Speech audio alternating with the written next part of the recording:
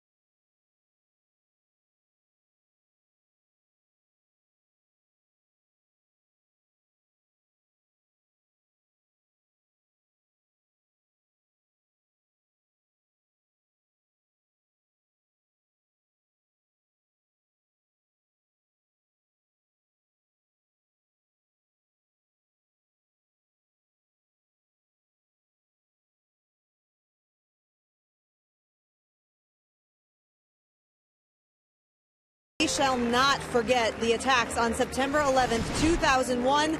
Today, the baseball world will pause for a moment in remembrance of that day. Lots of fans with flags in the stands, the bases with a special message on them as well, and plenty of military personnel here at U.S. Cellular Field, all paying tribute to those lost that day. There were special moments throughout the country on this day in America. President Obama and the First Lady taking a moment at the White House, people at the Pentagon, all across the United States, everybody remembering where they were 14 years ago today. And a very special moment as the flag from the World Trade Center was carried throughout Ground Zero.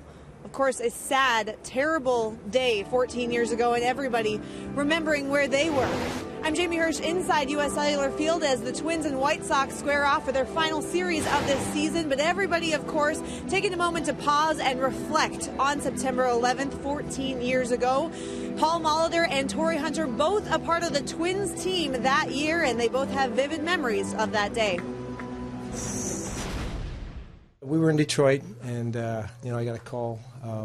Turn on the TV early in the morning, and you watch unfold the rest of the day. And there was a lot of communication from players. We gathered in the lobby. We kind of hung out. No one knew what was going to happen. Obviously, our situation which wasn't very important.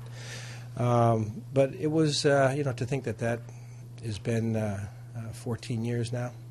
Is that correct? Yeah, it's amazing, but it's good that we pause and remember particularly the people that were affected directly in terms of loss. And grateful for our resiliency and how we responded. We had to drive back to Minnesota on the bus, and it was like a 12-hour bus ride. And, that's all we did was talk about, what happened in New York and all the families. And we prayed about that and thought about that, and to this day, we still think about that every day. September 11th, just think about the families that have to live with this day for the rest of their life, and they lost a lot of people, and so it's a tough time, but at the same time, we just remember and we pray about that and remember what we went through as a country, and if we can do that, I think that brings us back together. And a little bit of perspective offered here just a few minutes ago, a moment of silence observed for all of those lost on September 11th, 14 years ago. We will never forget what happened, but tonight it is time for baseball, and some meaningful baseball for the Minnesota Twins as this road trip winds down. The Twins will try to win the series and the trip. First pitch coming up right after this.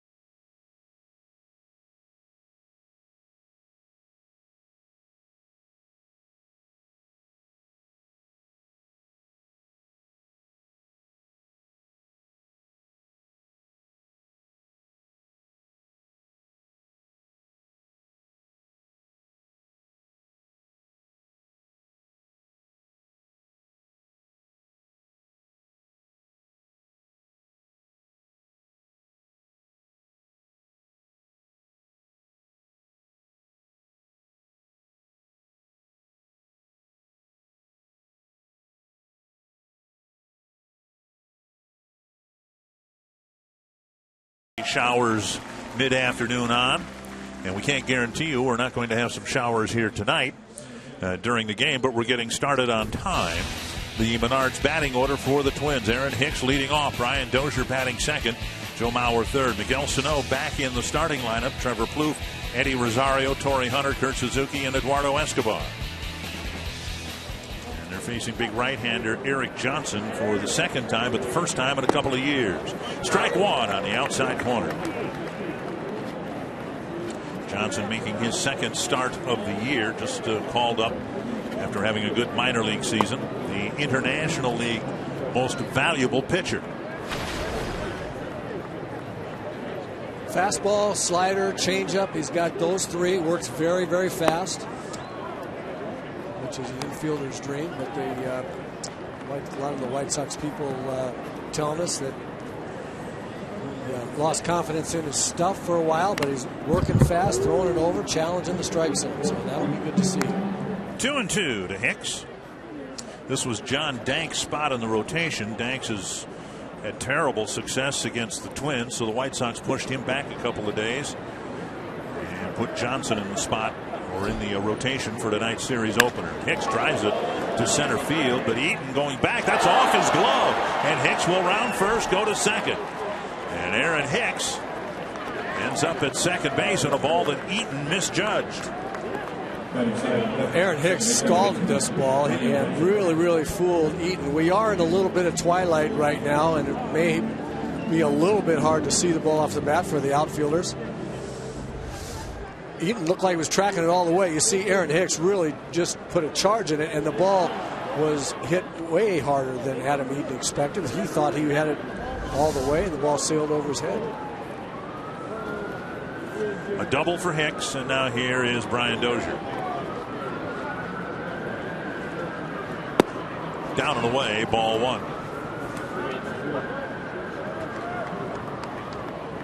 Twins have outscored the White Sox about 2-1 in the season series. And the White Sox actually won the first series here, the first week of the season. The Twins won the next 4 series. Dozier bunts it to the backstop, and it's 1-1. White Sox have 3 players in the lineup today who were not with them 2 weeks ago. And Dozier looked like he was trying to bunt in front of one of those guys, Mike Holt, who's the third baseman the White Sox picked up on waivers from the Chicago Cubs. 1-1.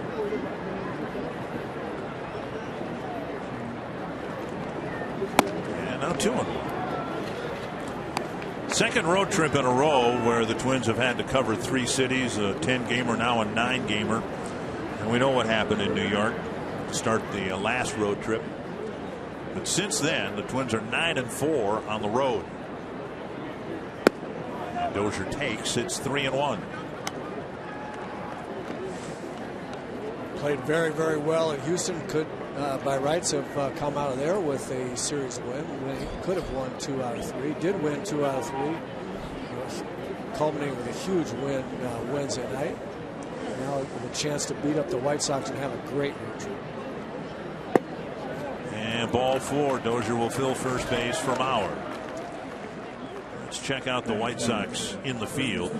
We'll take a look at some of the new players that they put in the lineup tonight. In left, Melky Cabrera. In center field, Adam Eaton, Avisail Garcia in right. Changes in the infield where Oltz at third, Ramirez at short. Micah Johnson back with the big league club. He's starting at second base tonight. Adam LaRoche at first, and Rob Brantley behind the plate. There's Robin Ventura, who has had a very disappointing year for the White Sox. The team has had a disappointing year. How much of it Ventura is responsible for is up for debate, I suppose. Strike one. Like so many managers, he's been victimized by some injuries, some roster decisions that were made. 1 strike to Mauer. Twins threatening right away here in the first inning. And now 2 strikes. You know, you were talking about the series in Kansas City, and I think we were all tempted, at least I was. I won't speak for you or the viewers, but saying that the win in the series finale in Kansas City was the biggest win of the year. But you know what? The Twins win tonight. We're at the time of the year where tonight's game That's is exactly the biggest win of the year. You bet it is. That's exactly the situation that they're in. 2 strikes to Mauer. Down and in a ball. But I will tell you, if they're able to close out this road trip, at least a game over 500 on the trip, which would require them to win 2 out of 3 here. If they're able to do that, then I think they put themselves, the way they played at home, they've given themselves every opportunity to go on a run and get the job done. And Bauer takes a called third strike. And that'll bring up Sano. Well, Sano, the hero, he was in the game for all of about 90 seconds on Wednesday night in Kansas City, but the first pinch hit home run for the Twins came at an opportune time, his 16th of the year. And an example of the kind of hitter that he is and is going to be. This was an absolute bomb. Haven't seen too many home runs go up in that part of the Kansas City ballpark. Had won the game for the Twins, coming on the heels of a pretty serious slump that Sano's been in, and the outs he was making were all strikeouts. Come off the bench after having a couple games off and do that. That's a pretty special performance. And now we'll see if Sano can pick up Bauer here. The Twins want to make a statement. They want to take advantage of this opportunity they've been handed. He misjudged the ball. Johnson walked the guy. And now Sano with 2 on and 1 out. Down and in, ball 1. We were talking earlier about why and how the Twins have dominated the White Sox this year, and these situations right here have been the ones that the Twins have capitalized on against this club all year long. You get handed an opportunity to score some runs, and they turn it into a big inning. And a strike. Twins haven't been here since the end of May. Of course, Sano was more than a month away from making his major league debut. And so this is his first at bat in this ballpark, where he will figure to have plenty of them. 2-1.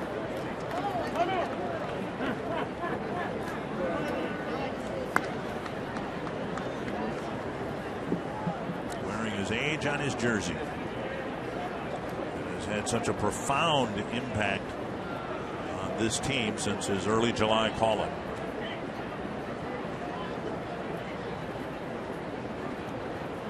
Three and 1. Plouffe on deck.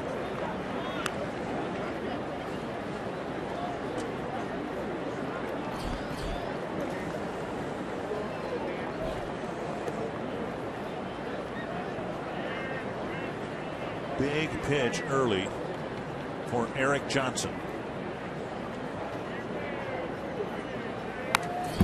Sano with a healthy rip, a foul ball, 3-2. Hard Facts brought to you by Coors Light. And Sano with 6 home runs on this count.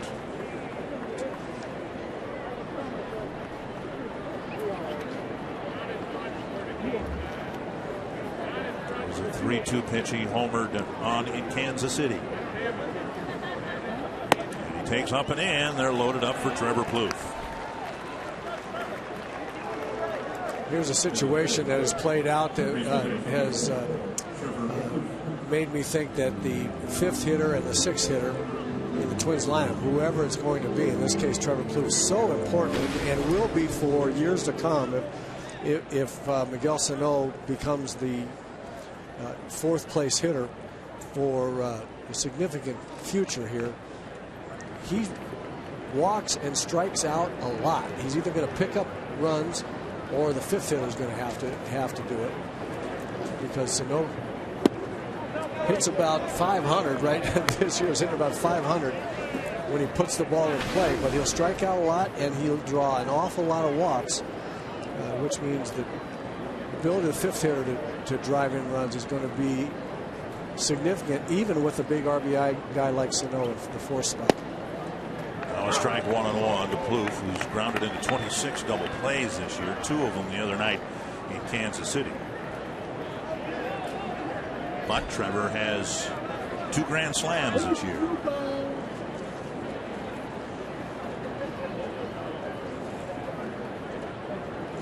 Swing and a miss. 1-2.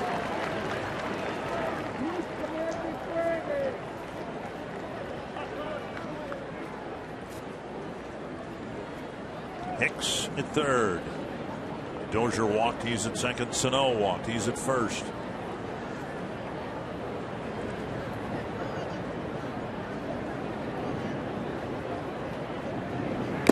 Strike three, 2 down.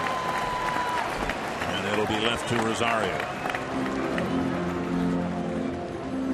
A misplayed double, 2 walks, 2 strikeouts, and that's the first inning so far for Eric Johnson. Trevor just a little behind on this fastball. Rosario has a grand slam in the last homestand. The Twins need a pick me up here from the rookie.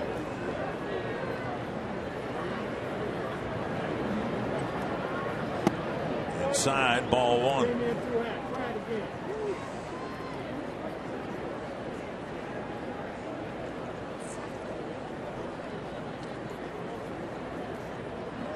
Five pitches for Johnson, only 12 strikes. Swing and a miss, 1-1.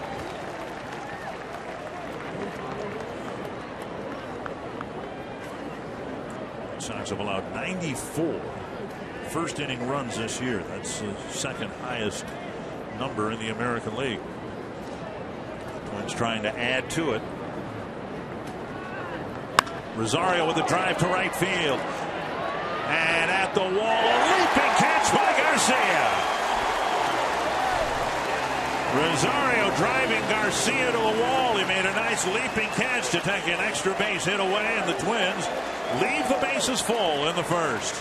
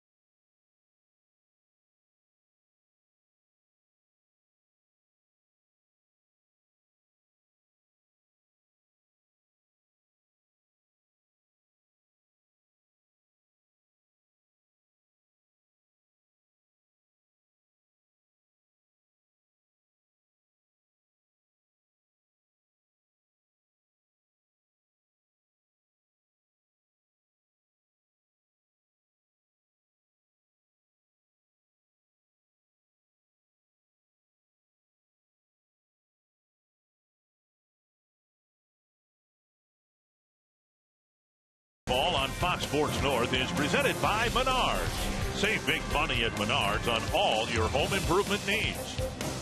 And by Dodge. Keep summer performing with great deals now during the Dodge Labor Day sales event. Twins threaten, don't score in the first inning, leaving the bases full, and Irvin Santana will hope to continue a very nice September run here tonight in Chicago. Adam Eaton, the leadoff man's in the box, and we're ready to go with the bottom of the first. First pitch over, a strike. Eaton, Abreu, and Cabrera lined up to face Santana here in the first inning. Up and away, a ball, 1-1. Take a look at the Menards batting order for the White Sox. Eaton, Abreu, Cabrera. Then Garcia, LaRoche, Ramirez, and then the 3 newcomers, Brantley, Holt, and Johnson. Swing a foul, 1-2. Eaton very strikeout prone, and Santana gets ahead of him, 1-2.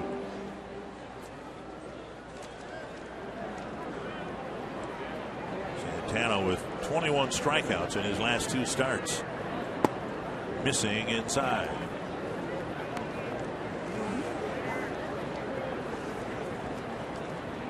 Eaton, 523 at bats, 117 strikeouts. Bounced foul over by the Twins dugout. Adam Eaton does a lot of things that aren't prototypically lead off for a team. He has a really, really good on base plus slugging average, slugging pretty well for a leadoff hitter, but strikes out a lot. Tapped up the right side again, foul. Santana beat a first-place ball club, the Houston Astros, in consecutive starts, and if anything, he might have been better in the second start than he was in the first start. He was very, very good in both, and you're right, even better in the second one. And it's all about command of the fastball for Ervin Santana, as we mentioned, opened the show. Up high. Command for command for Santana generally means staying out of the middle of the plate. It's not that he loses command and can't throw the ball over. Command for him means throwing strikes on the corners, not in the middle. Fouled away, and Eaton wastes another 2-strike pitch. 50 walks for Eaton, and one of the few guys on the White Sox team that's a threat to steal. He's got 14 steals and 19 tries. And he swings at a pitch up and away, what would have been ball 4, 1 away. Northland Ford defense for the Twins. An outfielder Rosario in left, Hicks in center, and Hunter in right. Luke, Escobar, Dozier, Mauer the infielders, and against significant odds 2 nights ago when Suzuki had to be helped from the field, there he is right behind the plate again. 1 down, and here's Jose Abreu, and that one goes to the backstop, ball 1. Abreu's numbers just a little bit off from what they were last year, but still very good. He can hit 300. He might hit 30 home runs, might drive in 100.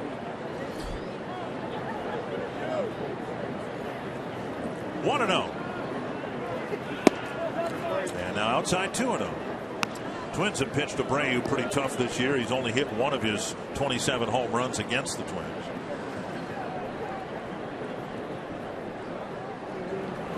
And now inside 3-0. Back-to-back 3-ball counts for Santana. Interesting spot here for Abreu in the second spot in the order for Robin Ventura. Just a prototypical third or fourth place hitter, especially third. That's where he's always hit. And a strike, 3-1. Might be situation here where they tell me that he's really starting to swing the bat like the Abreu of last year, and Robin Ventura might want him up as many times as possible, get him up toward the very front of the order. Run scoring has been an issue here. They thought that would be the least of their concerns when they signed Cabrera. Had Abreu coming back. Adam LaRoche they thought would be a run producer for them. Hack down the right field line, and he has a hit. And Hunter will pick it up and hold Abreu to a single. It's one of the things that was impressive last year, and again this year too. This guy uses the whole field, and he can hit to all fields with power, but this time he just flared one down the line. Well, especially with 2 strikes, he waits a long time. You see, he lets the ball get way over the plate, so he's not out in front of a breaking ball or changeup, and he's strong enough to muscle the ball into the outfield. Here's Melky Cabrera.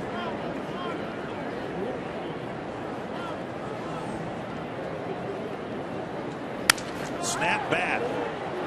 Abreu retired, relay to first. Not in time. It's a force play on a slowly hit ground ball to Dozier. And Cabrera's at first now with 2 down.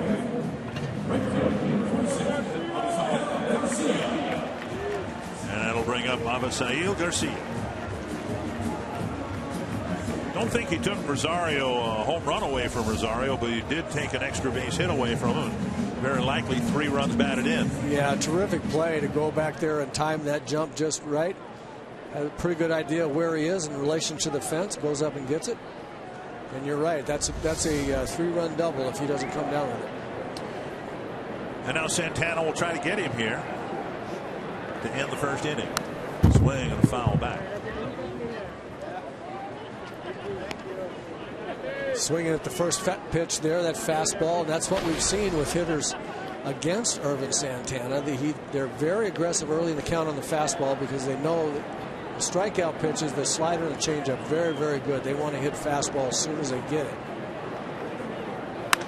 It's hit high and deep to left center field. Hicks is there to haul it in and end the first inning. The Twins left 3 on. The White Sox leave 1 on, and we're scoreless after 1.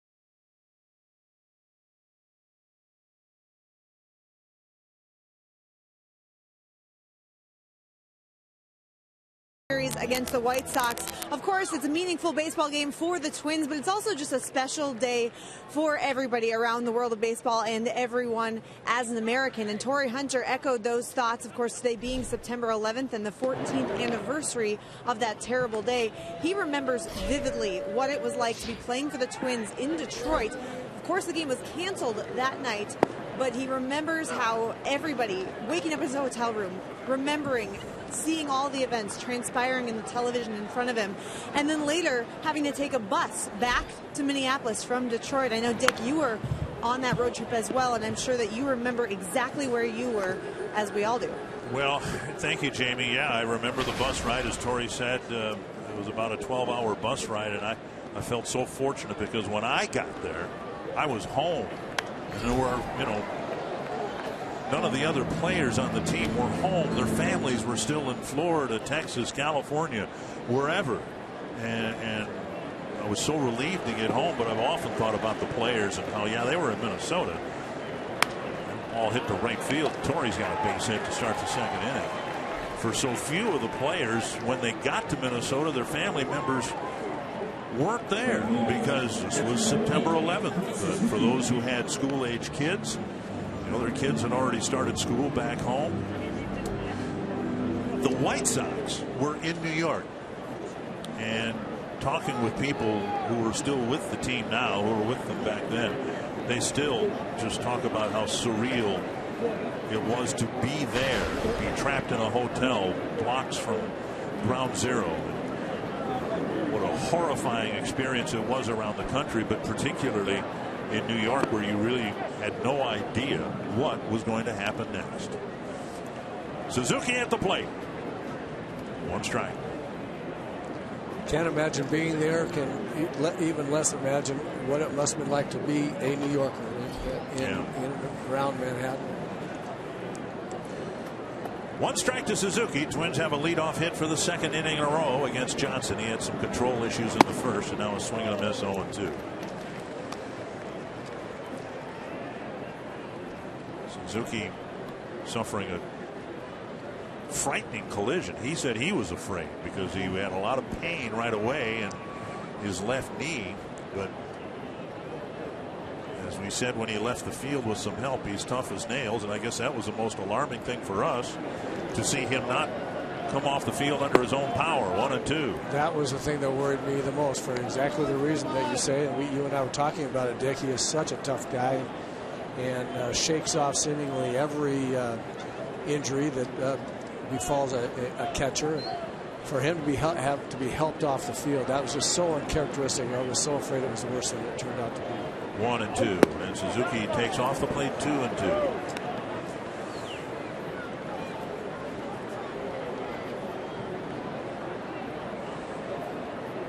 Six pitches in the first inning for Johnson, and now 10 already in the second.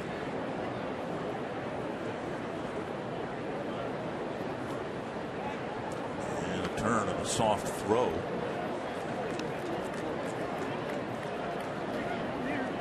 Torrey going down into a dive.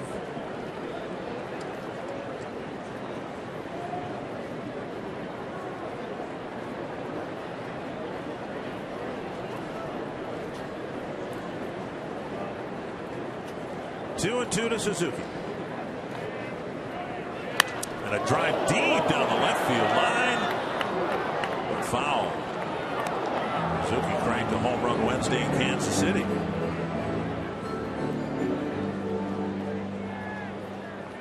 Five home runs on the year.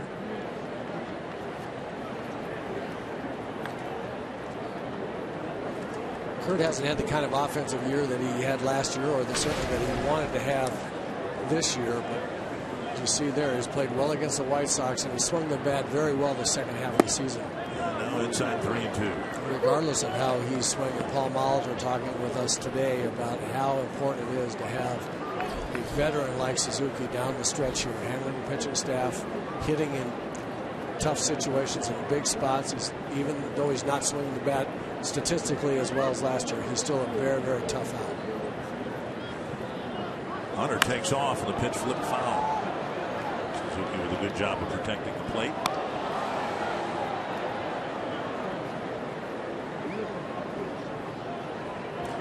Twins start the night one game behind the Texas Rangers. They've already caught a break today.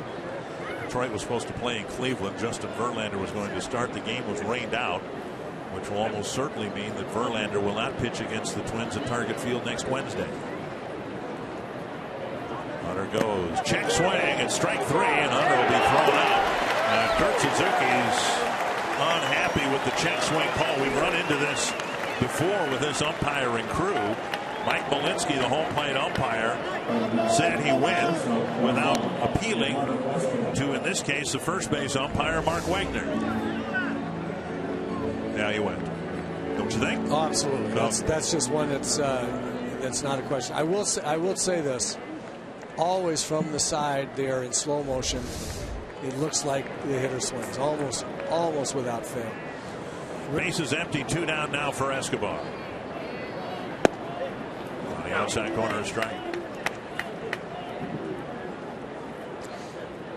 Torrey without a real good jump there. Those situations, the 3-2 situations, as Escobar takes it low and inside for a ball, those are like hit and run situations for the runner on first. Make sure the pitcher goes to the plate, not trying to get a great jump, because you expect that with 3-2, the batter will either protect you by making contact or take the walk. In Suzuki's case, he's one of the toughest guys in the league to strike out. Swing and a miss, and it's 2-2 to Escobar. So I think a pretty easy call for or decision for Paul Molitor to send the runner there. 3-2 and nobody out. Most times Suzuki will make contact. Foul back. Still 2-2.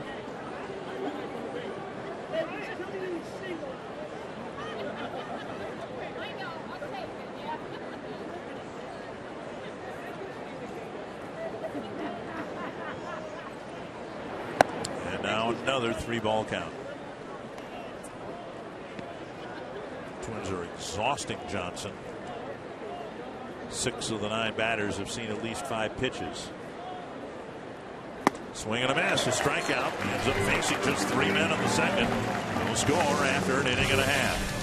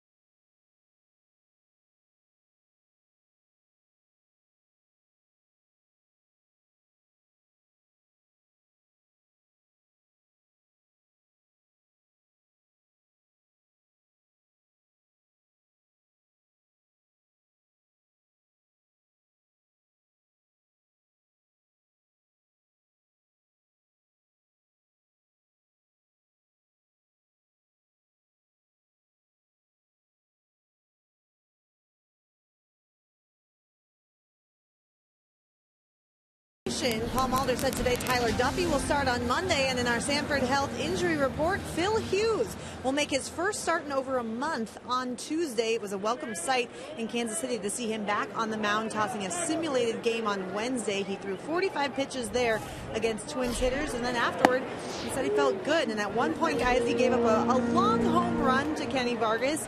He then looked into the dugout and he said, well, looks like I'm ready to go. So he will start Tuesday, and then actually there's some question regarding the rest of the Twins rotation going forward, Dick and Roy. Thank you, Jamie.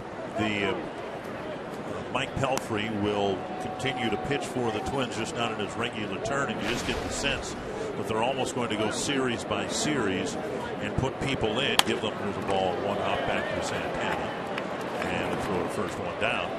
LaRoche retired. But the idea of a rotation, whether it be 5-man or 6-man, I think is, for right now, inaccurate. I think they're going to go series by series and try to keep people in their regular turn as best they can. But they have skipped Tyler Duffey this time through the rotation. Looks like they're going to skip Mike Pelfrey, or at least push him back a couple of days and patch it together the rest of the way. There's a couple of reasons for that you're alluding to. One is matchups against certain teams, certainly. What pitchers have pitched well. As Ramirez takes a slider outside, 1-1. But so they'll try to, down the stretch here, they'll try to match up pitchers against teams they've had success with in the past. Foul ball 1-2. But also, there are extenuating circumstances. How much rest does Tyler Duffey need? What do you have to do? How many innings is he actually going to pitch this year? This is more than he's pitched in the past. Now you have Phil Hughes trying to lengthen out again, strengthen his arm and his legs back. So a lot of moving parts in this decision for Paul Mulder and Neil Allen. Look at Tyler Duffey there. 2-2 to Ramirez, and out in front of an off-speed pitch. Second strikeout for Irvin Santana, 2 down. That'll bring up Rob Brent. Got away with one here. This is not where you want to throw that pitch. He had a little bit of a spinner, not his real good slider, and hung over the plate. Might even have been a changeup. I didn't see the speed there, but whatever it was in the high middle of the plate, and he got away with it. Strike on the outside corner to a September call-up catcher Rob Brantley. 2 down. Santana working quickly. Fouled near the Chicago dugout. 0-2. And with 2 strikes now, Plouffe will swing to the right side of the infield.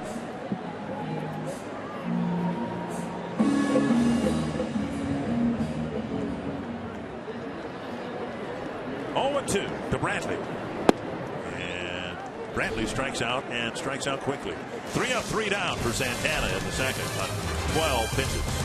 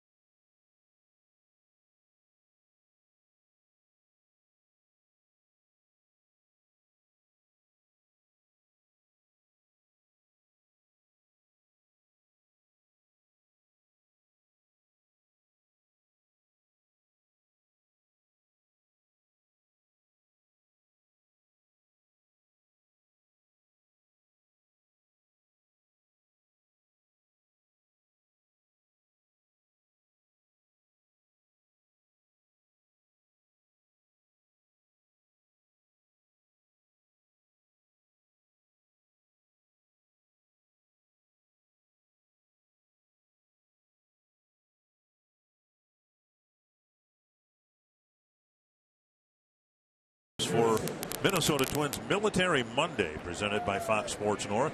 During every Monday home game, active military members or veterans with a valid ID, get up to 4 guests, can receive half-price tickets in home plate view seating locations. Tickets are available at the box office on game day only. Visit foxsportsnorth.com. Click on upcoming events for more details.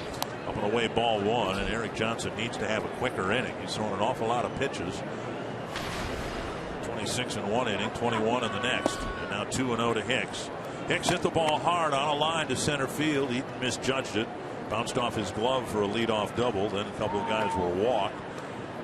The Twins didn't score, with Johnson having picked up 4 strikeouts already. Now Hicks takes ball 3.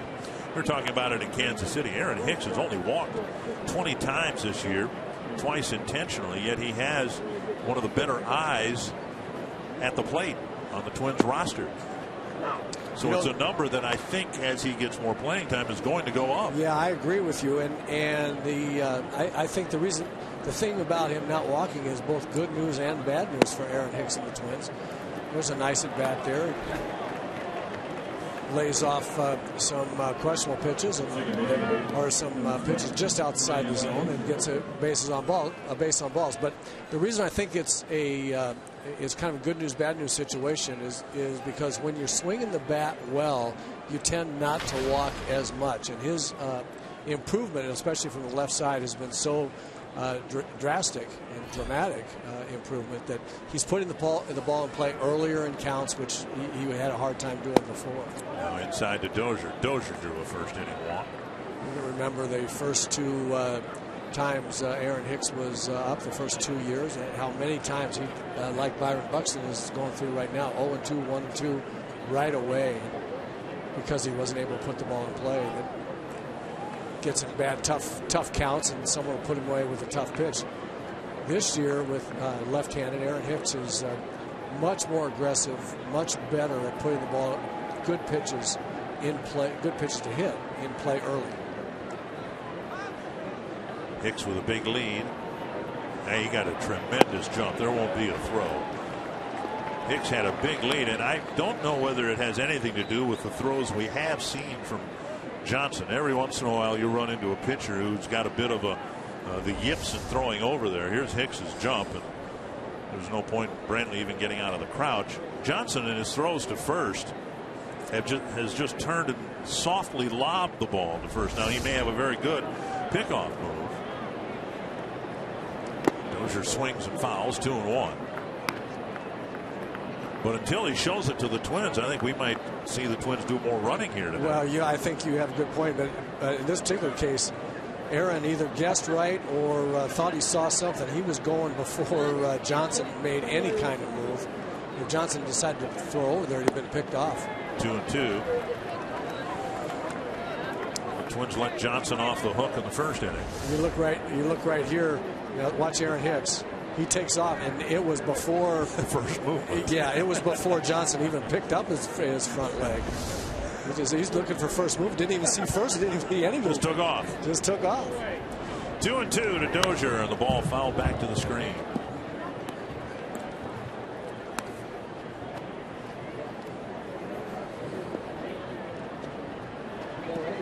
Hicks has been on base twice. Was left at third base in the first inning.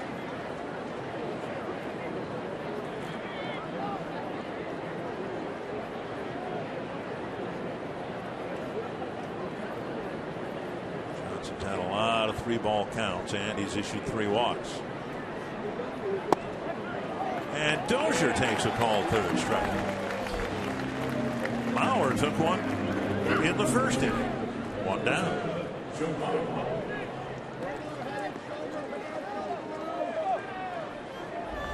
Dozier thought that pitch was low. Pitch number 6 was right there. Yeah, it was on the corner. I think sometimes as a hitter you do what's called leave the plate a little bit. But that just means you start leaning towards your pull field just a little bit.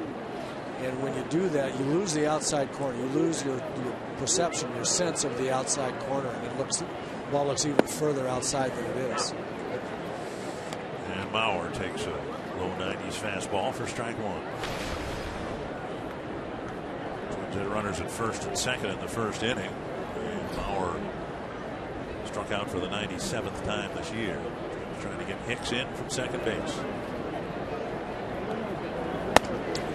Not close. 1-1.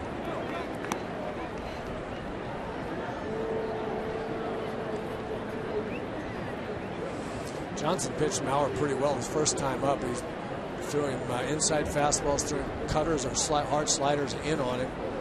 And then the first pitch he saw away from him was a fastball that clipped the outside corner. And now 2-1.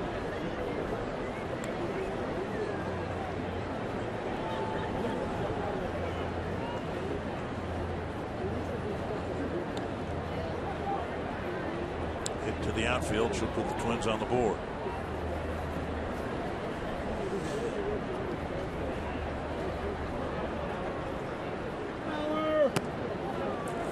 Three and one. Sano on deck. You can see Brantley going with his target inside to come in on Joe there, and Johnson missed all the way outside the other side of the plate. So fighting his command quite a bit here, as would be indicated by all the pitches you mentioned he's throwing in. Sixth 3-ball count. And now the fourth walk. First and second. And for the second time in 3 innings, Sano comes up with 2 men on base. Our.com trivia question. Which Twins player holds the team record for home runs hit in his rookie season? You're going to go back quite a ways. Yeah. Don Cooper's coming to the mound, and I'll bet something will come out of his lips along the lines of, you got to throw strikes. You think? Quick trip to the mound by the White Sox pitching coach. You know, Johnson had a very good minor league season in the International League. We mentioned he was the International League most valuable pitcher, and he had a kind of a Tyler Duffy type of season in that he did not give up many home runs in the minor leagues. In AAA, 132 2/3 innings, and he only gave up 5 home runs. So they call him up. He pitches against the Royals, and what happens? He gives up 3 home runs. Remember, that's kind of what happened to Duffy against the Blue Jays. It's funny because his stuff, you think of a guy that doesn't give up a lot of home runs, his stuff would either be a 98-mile-an-hour fastball or a power sinker, either of which it would appear that Johnson features. Sano drew a walk in the first inning on a 3-2 pitch.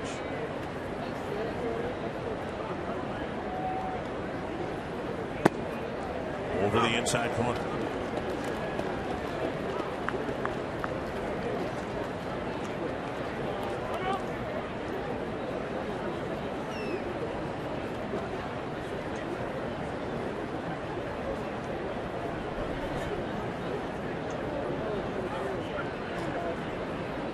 This man has 55 hits in 108 plate appearances where he puts the ball in play. Towering pop-up. And LaRoche looks like he'll have room. And a foul ball catch. And Hicks just bluffs a tag. That's astounding. 108 now 109 plate appearances where he's put the ball in play. Yeah, 500. And he's hitting a little over 500 in those. And they saw that's K's made us out. Just waiting for him to put one in play the next time up. And hopefully it'll come with a couple men on base again. Plouffe struck out for the second out of the first inning. Twins need to break through here. Much more important game for the Twins than the White Sox. Twins only have 2 hits, but Johnson's walked 4 men. Bradley will throw from his knees. Got him at third. Hicks tried to advance, and Bradley has thrown out 2 runners. Paul Mahler out of the dugout, and he's going to perhaps challenge the call.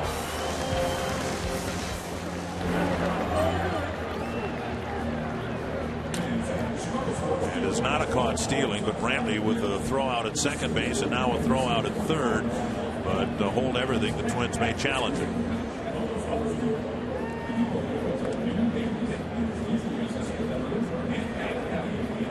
And it looks like he got him on the back. Twins won't challenge, and they lose a runner at third base. Come up empty again in the third inning.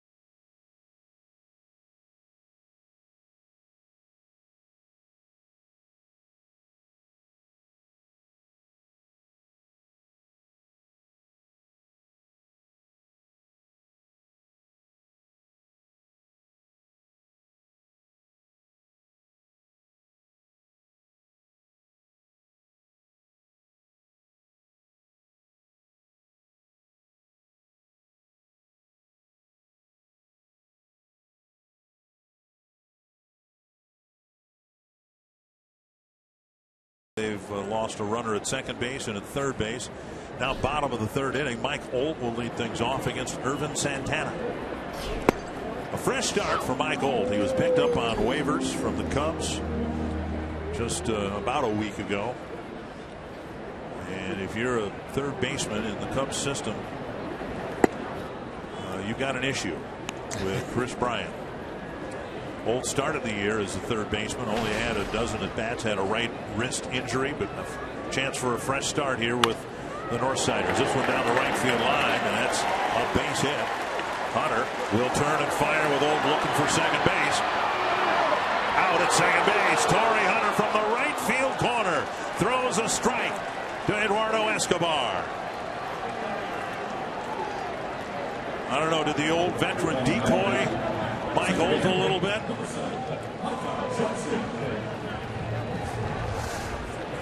Well, Olt hits a pretty good pitch, a slider down and away that he stays with. Torrey gets to the ball quickly, and here's the most important thing, a strike. One hop strike to Escobar. The one hop makes it easy for Eduardo to field and put the tag on. Now to right center field toward the gap. And that'll get all the way to the fence.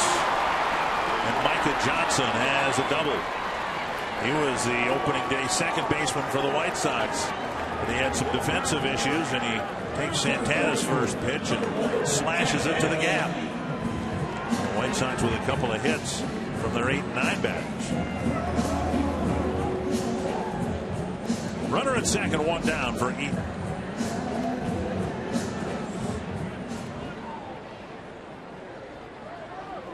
Eaton struck out on a 3-2 pitch in the first inning.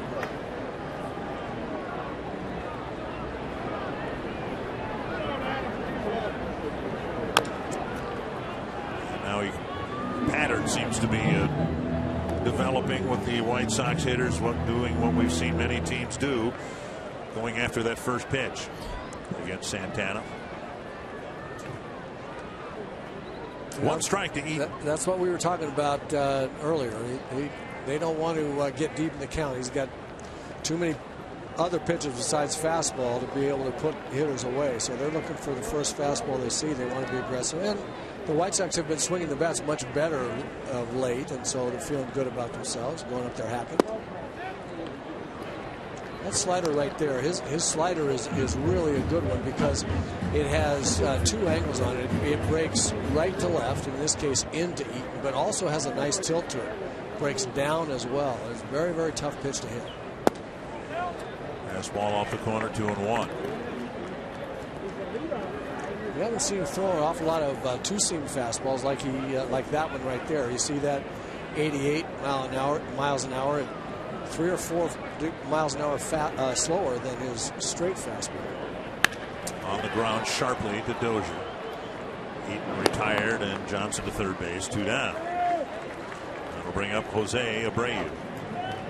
So Santana now mixing in 2 fastballs, a straight 4-seamer at about 92 on average, and now throwing 87, 88 sinker, trying to hit outside corners to left-handers. Abreu took a pitch up and in and hacked it into short right field for a single in the first inning. Now he's up with a man in scoring position and 2 down.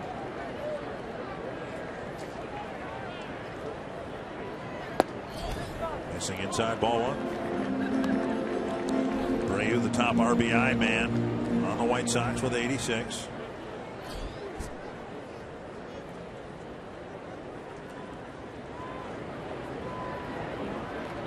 And up and in, 2-0. You got to go inside against a hitter like Abreu. You got to really impress him that you're going to come in there, and that opens up the outside part of the plate for the slider, especially, and the changeup. There's the slider getting a swing and a miss. 2-0 slider here. Fastball count. He's seen 2 of them inside, looking for fastball and out in front and over the top of that good tilting slider. We'll come back in there again. Chopper to short. That's good pitching. Head high hop for Escobar. The White Sox leave a runner at third. In his last 3 starts, Irvin Santana's given up 1 run over 18 innings.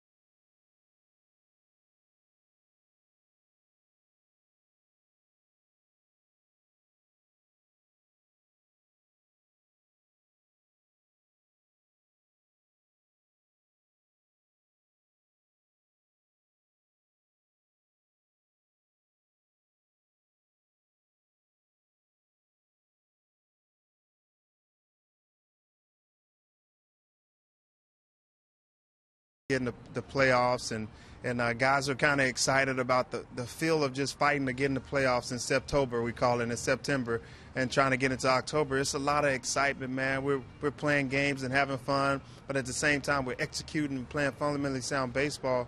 You know, not only us as the players, but our coaches that get excited as well. So as long as we have a chance, that's all that matters. And I'm pretty sure the last 4 years these guys haven't had that chance and that feeling of fighting for something. And right now we're doing that. Sound from Torrey Armenica's sounds of the game, and who better to talk about September baseball and how exciting it is than a guy who's lived through it, first with the Twins and the Angels and the Tigers. 1-1. And now 2-1. Look at the pitch count for Johnson. And this will be his 70th pitch. He's got 9 outs, but he's only retired 7 batters. And 2 outs given to him on the bases.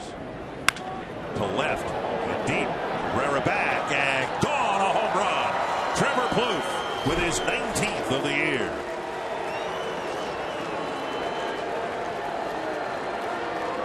And the 4th home run that Johnson's allowed in just 2 starts, having given up 5 all year long in the minor leagues. Trevor got a hanging breaking ball there up in the strike zone and had a great swing at it. You'll see it right here, hanging up there, and just tomahawked it over the fence. There's so much life in that bat of Trevor Plouffe. When he squares it out, the ball jumps. And it jumped out of here. The ball doesn't carry well here when it's cold like this, and Colt couldn't stop that one. He hammered that ball. Come on now, you're betraying your California heritage. It's 60s, something like that. You're saying it's cold? It's colder than 70s. I will agree with you this. I thought Rosario's ball in the first inning had a chance to go out. If this was a July day here, it probably would have gone out. In the bullpen.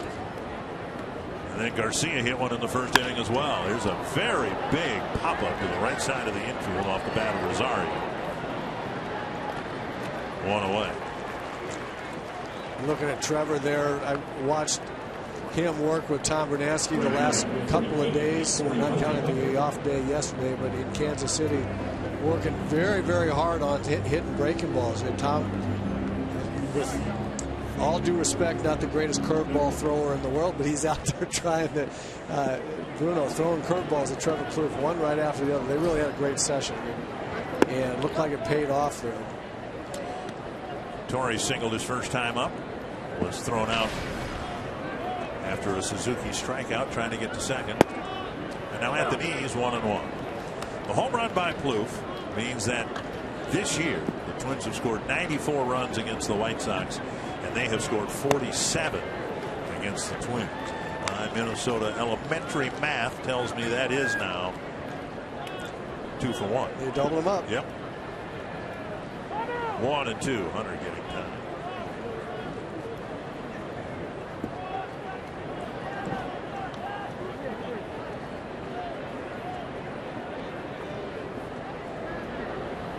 Foul straight back. And the Plouffe home run, the 134th for the Twins. Game number 140. Counting tonight, 23 games left. And the Twins again 1 game behind Texas. Rangers, by the way, out early 3-0 over the A's. Another foul straight back. Torrey's been right on the last 2 pitches.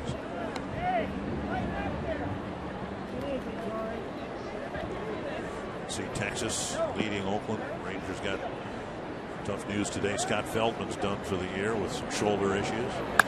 On the ground, Johnson has it. 2 down. That'll bring up Suzuki. And again, the Tiger Cleveland game postponed. Forget about the Indians. No, can't afford to do that. Indians have that potentially great starting pitching that you look for from a team that's going to put a mad rush on at the end. Get Corey Kluber back. They've had to skip him a couple of turns because of a hamstring issue. Significance to the Twins. Justin Verlander was supposed to start tonight for Detroit and then Wednesday at Target Field against the Twins, but I certainly think that Verlander will start tomorrow and then won't pitch in the Twin series at all. You're right about Cleveland. With that starting pitching that they have, they've got a pretty good bullpen. Michael Brantley's been knocking the cover off the ball. He's been good down the stretch here. And they've been scoring more runs and swinging the bat much better. We haven't seen Lindor, the shortstop that they have, too much, but evidently he's some kind of good player because ever since they installed him as the regular shortstop, they've been winning ball games. Strike call 2-1 to Suzuki, and he looks back at Mike Malinsky. Playing good shortstop and getting a lot of hits, driving in runs. This Lindor kid. Shella, their new third baseman, really good with the glove as well. 2-1. And now 3-1 with Escobar on deck.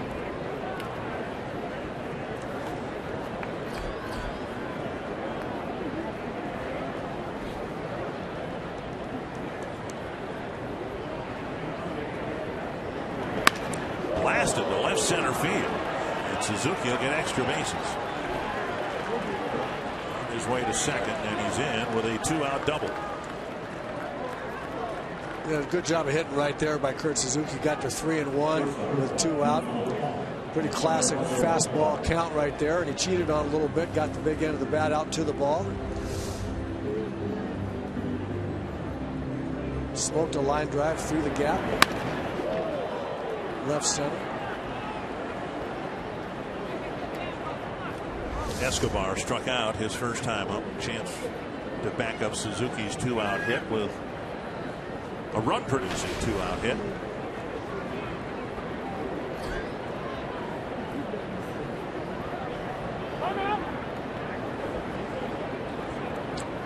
Twins with a couple of extra base hits here in the 4th.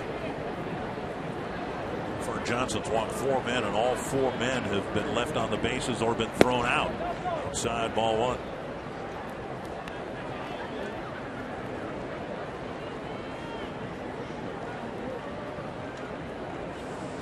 Made a start against the Twins in September a couple of years ago, beat the Twins.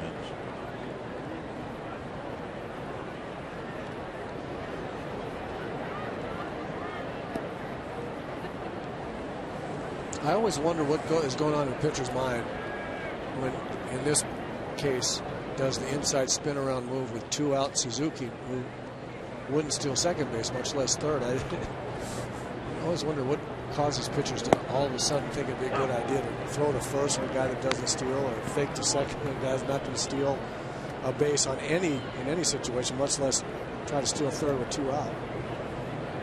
Well, no, that might have been called by the catcher, or maybe even. Well, then I really manager. want to know what in the world the catcher or the manager is. Pitchers, I'll give some. I'll cut them some slack. They get out there and forget to think about anything. They don't. I hope the catcher gets called. Swing and a miss, 1-2.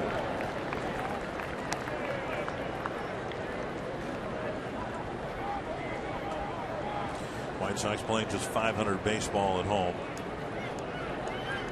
Drawing a little bit better this year than they did last year. 1-2 to the Twins shortstop. Twins up 1-0. And now 2-2. Close to 90 pitches already for Eric Johnson. This is not a particularly great matchup for Eduardo Escobar. He's a low fastball hitter. Johnson looks like he's primarily a high fastball pitcher. Inside now 3-2. Well, Suzuki's secondary lead at second base is huge. Aaron Hicks on deck. Well, with 2 strikes and 2 outs, you can jump off of there pretty well, because if he starts to swing the bat at all, you can take off. It's either going to be strike 3, a foul ball, or put in play. And to short center, and Ramirez is there to make the catch. Twins get a couple of extra base hits, including a leadoff home run for Trevor Plouffe to take the first lead of the game.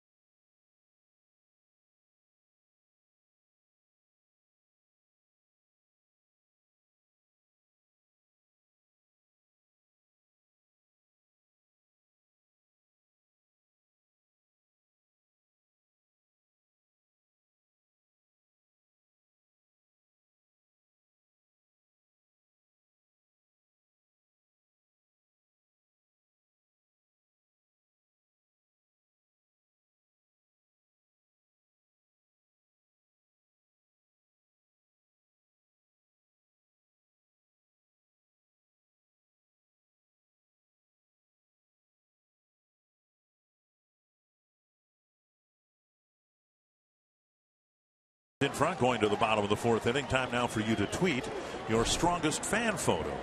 Use North Data Strong Fan, and you might see yourself in an upcoming broadcast. Brought to you by T-Mobile. How many broadcasts left?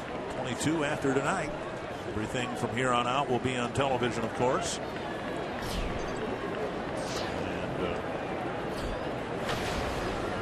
And Twins finishing up another tough road trip here in Chicago. Have only 1 road trip left. Cabrera takes strike 1. After this series here, the Twins are home for a week and a half. They played very well at Target Field. High fly, right field. Hunter back and over. And he'll make the catch in front of Hicks. That's a little senior respect. I was just going to say that Torrey Hunter is the only guy that you will ever say makes the catch in front of Hicks if Hicks is playing center field. And Torrey's laughing about it. He goes, "Yep, I know that's yours, but I wanted it, and you have to listen to me." You got a couple thousand or more of those to catch in your career, and I'm age 40. I'll catch every one I can get. One down. Here's Garcia. Hit a fly ball to center, caught by Hicks to wrap up the first inning.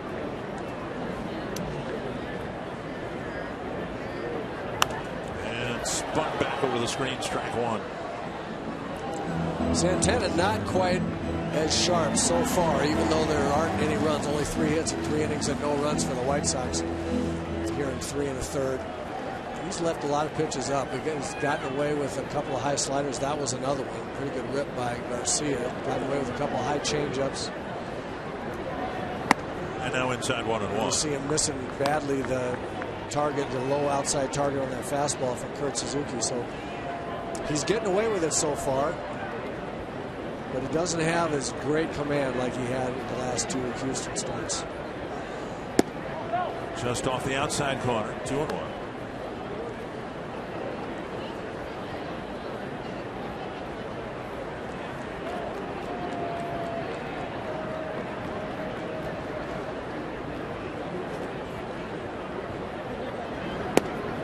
On the corner. That's where he was all day long his last start against Houston, and pretty much the time before that. That fastball on the corner, he just owned it. And got him. A 2-2 pitch that got Garcia in the hip, maybe. Looked to me like he got him in the elbow or right above the elbow. Okay. Again, Santana missed in his spot by quite a bit. Trying to hit the inside corner, 2-2 after getting a strike on the outside corner. Suzuki moves in. He just elbow, I guess. Just sailed into it. 4th hit batter for Santana. That's a tough spot at the elbow or just above.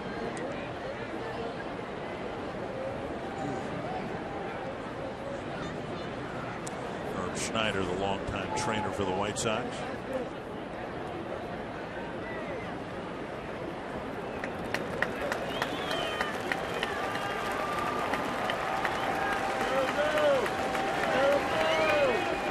See, those are the other kinds of things that make you turn you into a switch hitter.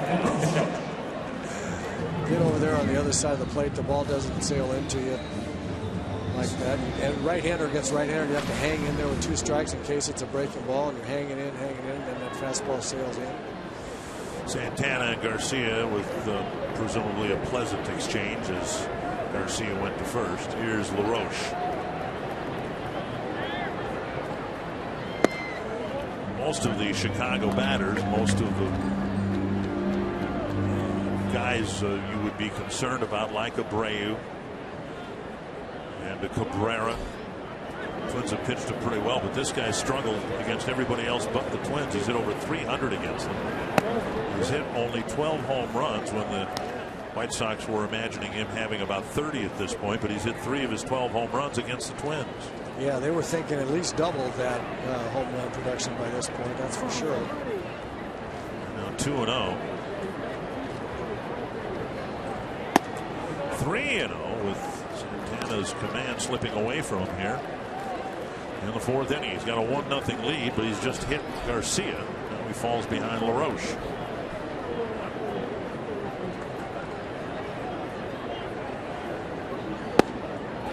And he missed on 4 pitches. Johnson had all sorts of control issues in his first 3 innings. And now here in the 4th with the lead, Santana struggling to throw strikes. First and second, 1 down for Alexei Ramirez. Kind of surprised that Neil Allen didn't run out there real quick. Of course, you have to use your trips to the mound judiciously. But as you pointed out when we were in Kansas City, Dick, they were Neil Allen was working on some mechanics and the bullpen sessions with Ervin Santana. I'm surprised Neil didn't run out there and say, infield fly rule will be called on this pop-up. That's a big out right there. It wasn't a particularly great pitch, but he got him. I was just kind of surprised that Neil didn't run out there and say, hey, remember what we were working on? Twins take on the Tigers starting on Monday night at Target Field. Tuesday features the U.S. Bank Value Pack. Purchase a U.S. Bank Home Run Porch View ticket. Get a free Schweigert hot dog and Pepsi. Wednesday is Student Day presented by Rasmussen College. Standing room tickets, just $5 for students. They include a free ride at Metro Transit. Call 800-33-TWINS or visit twinsbaseball.com and get your tickets today. Looking at pitching coach Neil Allen right there, and I was really, really interested, Dick, in what you said that Neil Allen told you they were working on. Base hit right field. Hunter charges. But Garcia around third. He's coming home, and he is out at the plate. Torrey Hunter with his second assist tonight. And a great tag by Kurt Suzuki also. A great throw by Torrey. A really good throw. One hop. A perfect throw to second base to throw out Olt in the third inning, and a perfect throw to the plate. And he gets rid of it quickly. Big hop. Kurt has to go out to get it a little bit, but watch this tag. Athletic move back to the plate and got him on the hand before Garcia could get to the plate. Not a good inning. You can see a little bit of a misstep for Garcia. That cost him right there. Got him on the shoulder as he slid by. Through 4 innings, the Twins have a 1-0 lead.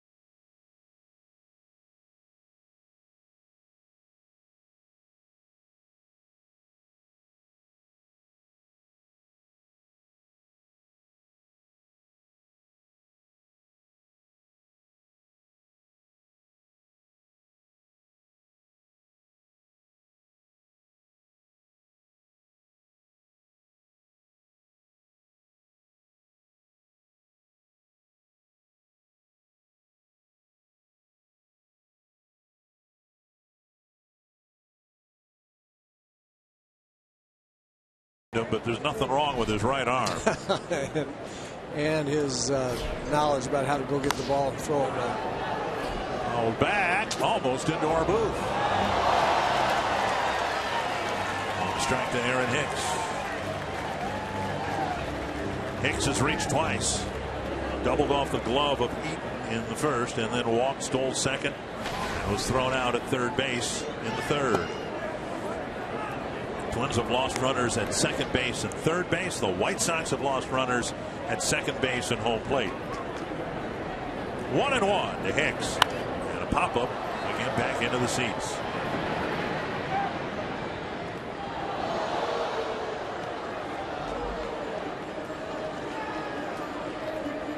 Hicks, Dozier, and Mauer facing Johnson, who looked like he's going to get through the 5th inning on 100 pitches. No activity in the White Sox bullpen.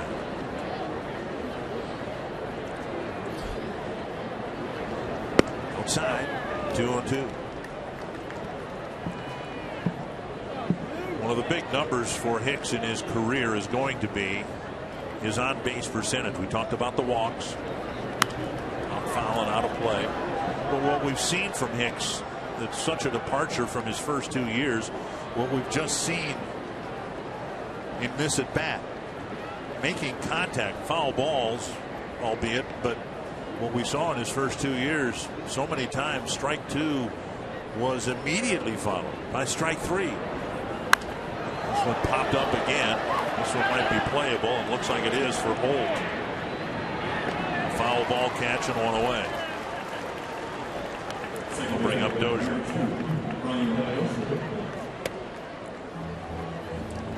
Dozier with a walk and a strikeout. He took a called third strike with Hicks at second base and nobody out in the third.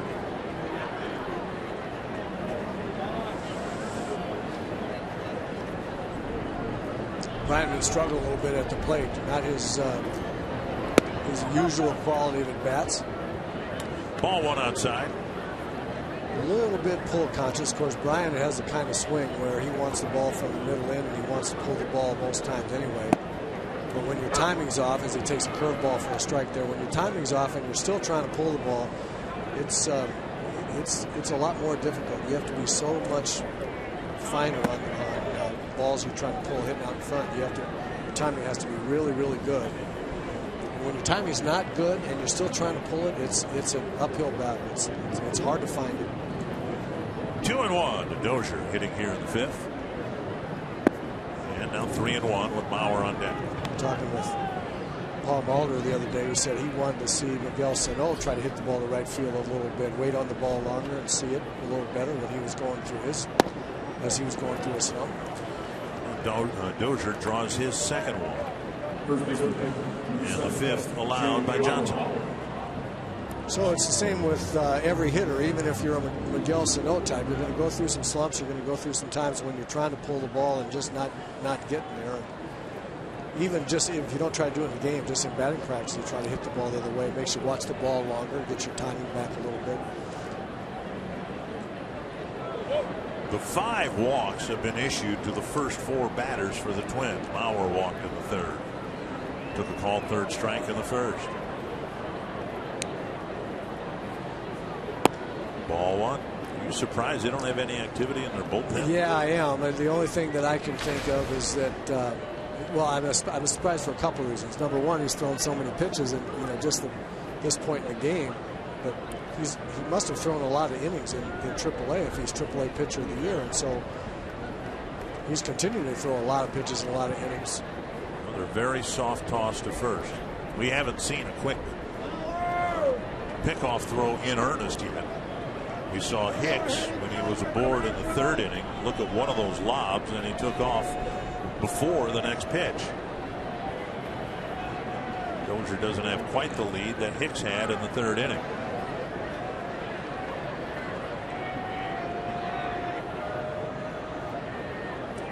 Hold. And time called at the plate.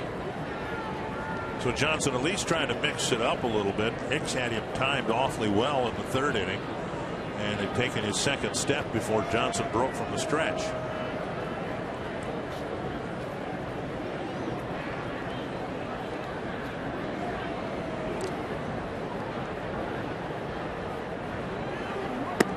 Bauer shows bunt. Volt playing halfway back in the skin of the infield. 2-0.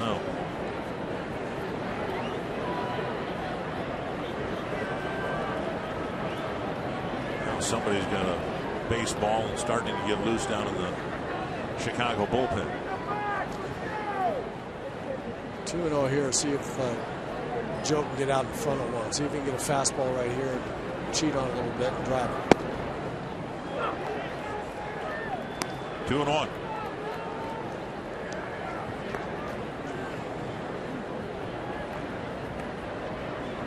Daniel Webb is warming up in the Chicago bullpen.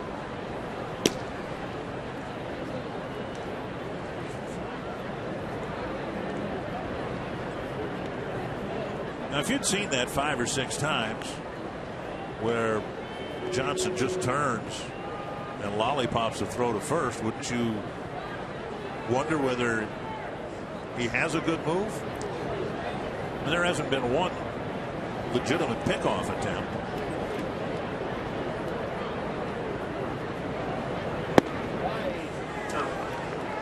Two and two to Bauer. Yeah, I think that somebody's got to get way off, take a one-way lead, take a gigantic lead with leaning back toward first. Just make him throw over there one time quickly. And maybe he doesn't. But one thing it does is it makes you less fearful that you're going to get picked off if he's going to lob it over there like that. Line foul over the Chicago dugout. in an enviable spot. They've got a 1-0 lead, but now a runner at first, 1 out. 3, 4, and 5 hitters due up here. Bauer's seen 14 pitches and has only swung twice against Johnson.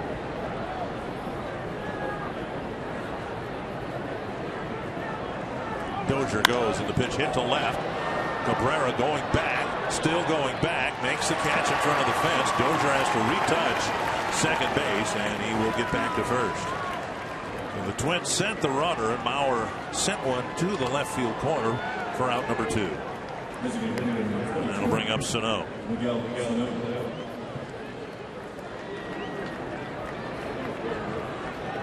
Sano with a walk in the first and a foul out to LaRoche to end the 3rd inning.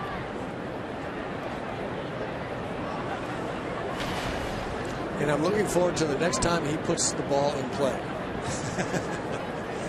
Because it should be a hit, right? It should be scalded some.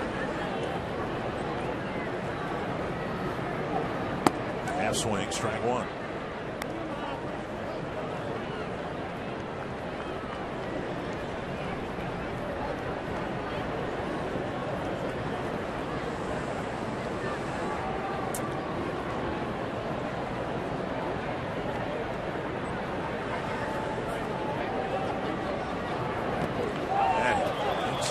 Goes to the backstop, and Dozier will get second base on a wild pitch.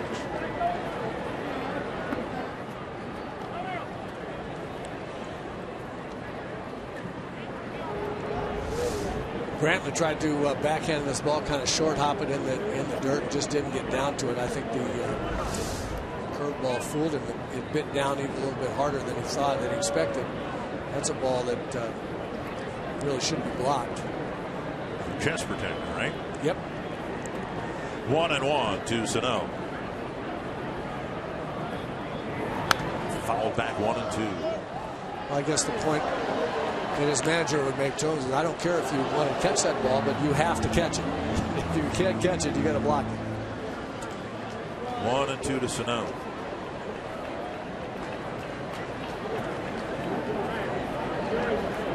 Dozier at second, and he hit to the outfield. Should score. Dozier.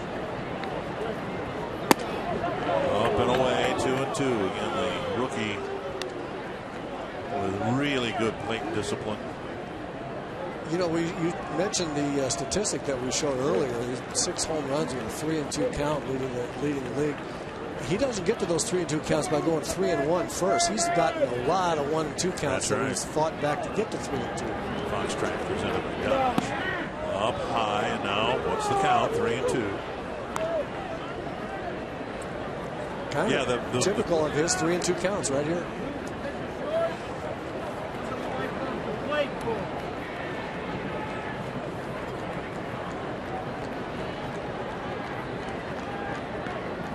Full count to Sano. Call, 3rd strike. And the Twins leave Dozier at second base. It's 1-0 after 4.5.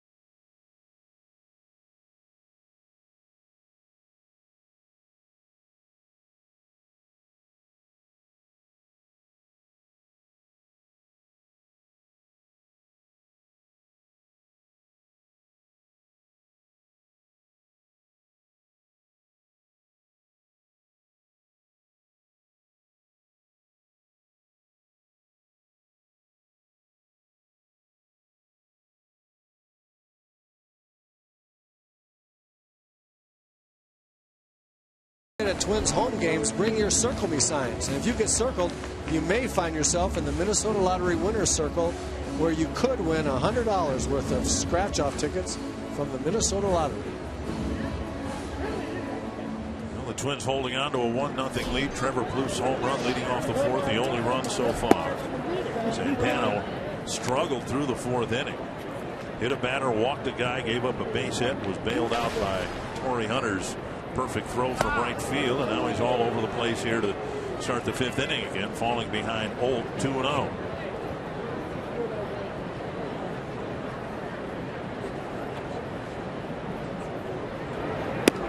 Wide of the plate by plenty. That's 3-0. Micah Johnson on deck. Olt single, was thrown out trying to stretch it into a double by Hunter back in the third inning. Wicked line drive with some topspin, and Olt green lighted on 3-0. Just a handful of at-bats for the White Sox, but he gets a leadoff single here in the fifth.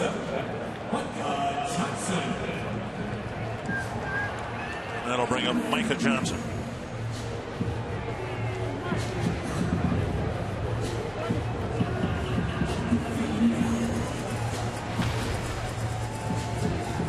Johnson, the first pitch he saw from Santana in the third inning, right after Olt had been thrown out at second base, he drilled a double to left center field.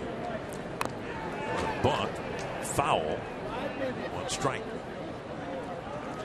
As I remember earlier in the season, they wanted Micah Johnson to have the second base job. Really, they thought he was a very good offensive player. He has shown a lot of that, but he had defensive trouble.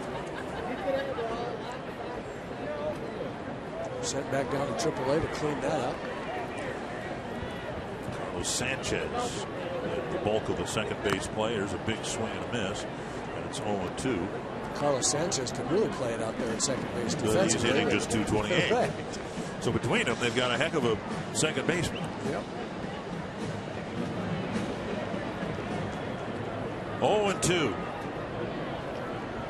Santana hasn't struck out anyone since Brantley in the second. There's that good slider right there. That's a strikeout pitch. It's what makes all hitters aggressive on early fastballs from Erwin Santana. And now Adam Eaton struck out in the first and hit a ground ball to second in the third. Watch the tilt on this slider. It not only goes in, but it goes down. And it just doesn't get any better than that for a slider. Not 12-6, but 1-7. Yeah. Yeah, I'll tell you, if you can throw a late breaking quick slider even 2-8, it's good. Everybody's got digital watches. There are people out there who don't even know what we're talking about. What you don't want is 3-9. The 3-9 ones go a long way. I had one of those in high school. 1 strike and a high fly to center. Hicks going back, still going back at the wall. That ball is gone. Eaton with a 2-run home run, his 13th of the year, and the White Sox take the lead.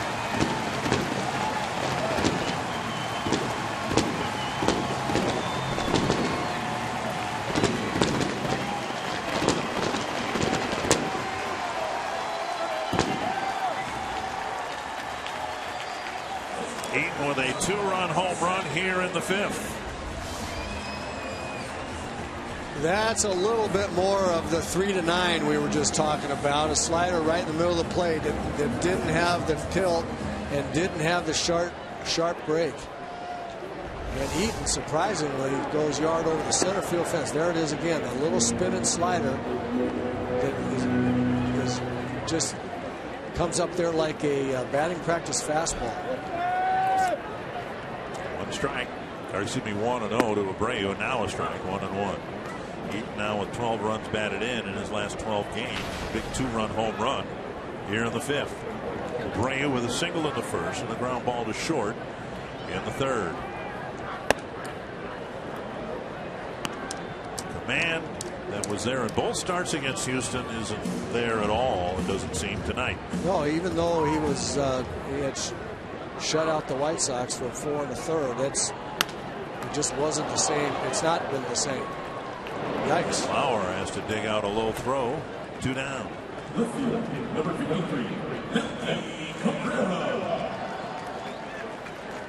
And now Melky Cabrera 0 for 2. Hit a ground ball to second, reached in a fielder's choice in the first, hit a fly ball to right. White Sox have played better baseball, and they've got better bullpen help. So as wobbly as Johnson has been, he may be done. With the lead, they may turn it over to an improved bullpen. 1 strike. 113 pitches for Johnson. You'd think he'd be done, and there's now a strike on the outside corner. This will be the 70th pitch for Santana.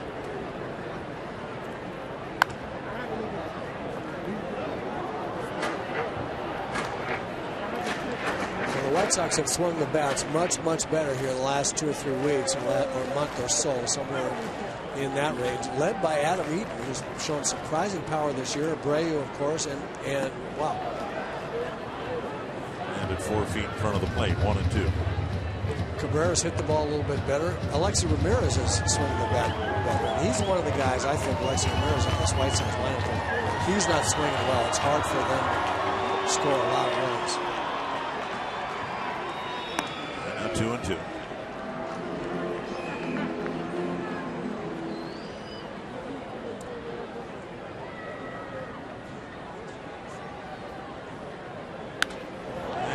Short fly ball to center. Hicks is under it. That ends the inning, but a leadoff single and a 1-out home run for Adam Eaton. The White Sox have a 1-run lead.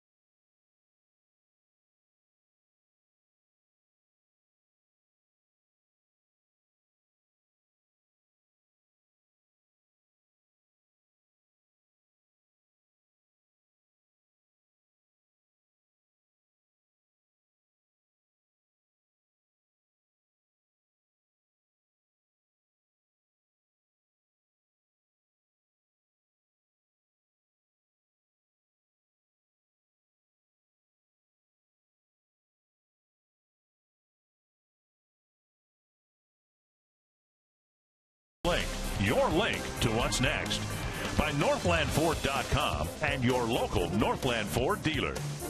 And by Grand Casino. The best stories start here. Now the White Sox have the lead. All the runs scoring on home runs. Daniel Webb comes out of the Chicago bullpen. He will pitch next for Chicago. He'll face Plouffe, Rosario, and Hunter. Plouffe 4 for 8. The double and a home run this year against Webb. And it's Plouffe's home run, the only run on the board for the Twins so far. First pitch popped up. And LaRoche in foul ground makes the catch. One very quick out. That'll bring up Rosario.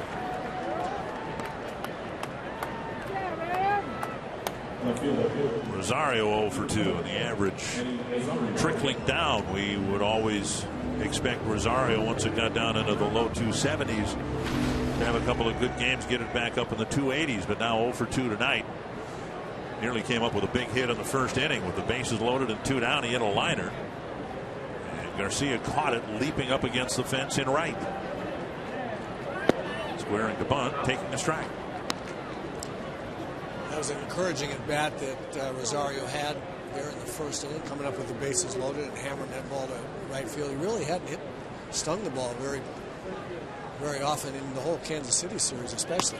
Outside, 1-1.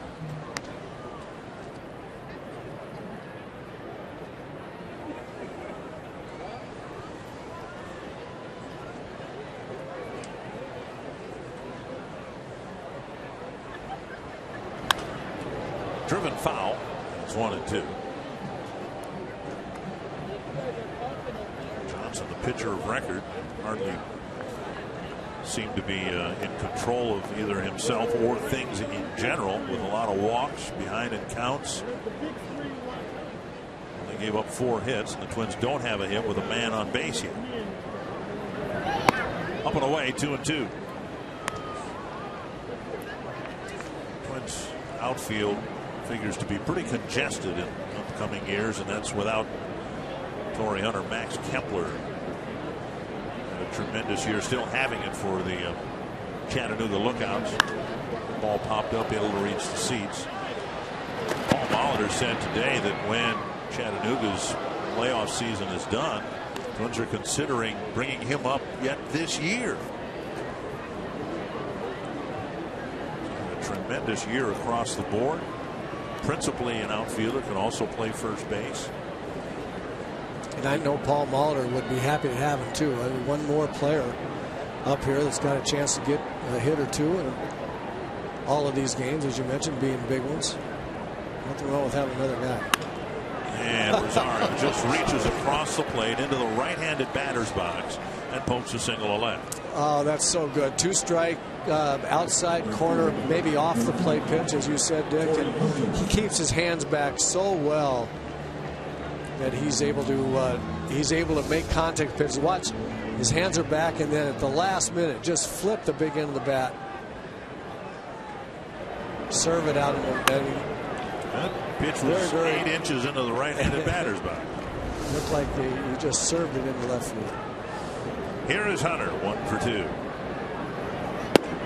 Inside, ball 1. Twins are 0 for 9 with men on base. And a couple of runners thrown out on the bases.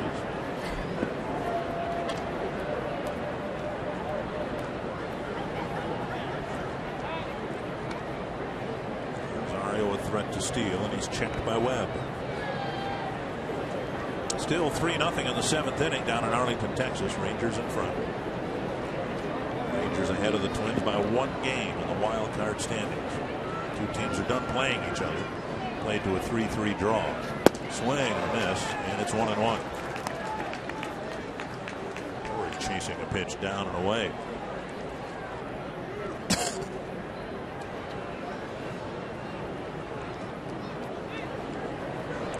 Torrey's done a nice job of readjustment a little bit. He went through a really tough slump, and then still not swinging it great, but he's really used his Webb throws over to first base, driving Rosario back. But I'm talking with Tim Wadner today, and Lodge made a really, really great observation that Torrey made the adjustment and hit the ball up the middle and the other way, tried to get his timing back a little bit. His timing was really messed up. We've seen him get base hits to center and right field. Got another one to right tonight. Rosario takes off. The ball driven to the gap in right center and deep. This ball's really hit. This ball one hops the fence, stays in the ballpark. Rosario will score the tying run on a double by Hunter. To the opposite field. Exactly right. That's great hitting by Torrey, and a veteran knowing what he needs to do to get it back on the ball. He's been spending the last week or so hitting the ball up the middle and the other way in batting practice. He's trying to do it in the games, and here he just drives it to right center field. See how long he stays, how his head stays down. Everything better happens when you hit the ball to the opposite field. We got a real break there that the ball stayed in the park and wasn't a ground rule double. Eddie Rosario got a tremendous jump, a tremendous read, I should say, knowing that no one was going to get to that ball. That ball was halfway to the fence, and Rosario had already put his head down and was around second base. Suzuki doubled to left center his last time up against Eric Johnson. Now ball 1. So the Chicago lead lasts just a few minutes. Twins answer right away to tie the game, and now the go-ahead run right there at second base.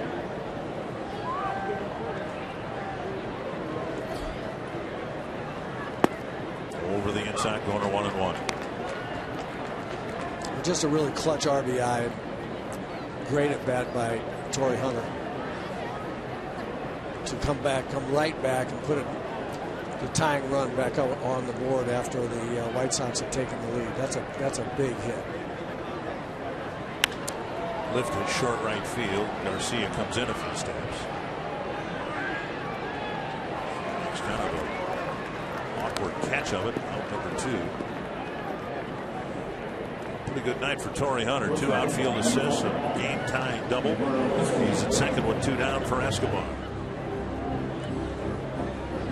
It's just a coincidence, of course, but it seems like Escobar, more than any other Twin, has been up in key spots over the last few years against the White Sox and come through on so many occasions. You love to do that against the organization that has traded you. He takes low, ball 1. Hitless tonight. With a strikeout in the second and a pop up to Ramirez in the fourth. Actually, like Escobar may have gotten an RBI hit in the fourth with 2 outs, but Ramirez had shifted Escobar up the middle and was able to cover the semi-line drive pop up into the outfield grass. Better matchup here, I think, for Eduardo Escobar against Webb. He's trying to sink the ball, trying to stay down in the strike zone, down there where Eduardo likes it. Foul back 2-1. So Eric Johnson no longer the pitcher of record for Chicago. Escobar now trying to give Irvin Santana his second lead of the night.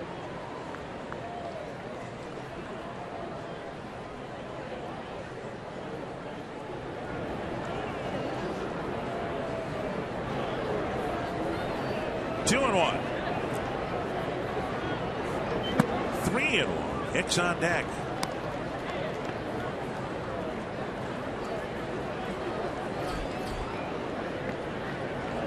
Now we'll see if he can get a low fastball strike right here. 11 3-ball counts by the White Sox staff. Weak chopper to second. Micah Johnson throws him out. And the Twins get 1 but leave 1 in the 6th. We're tied at 2.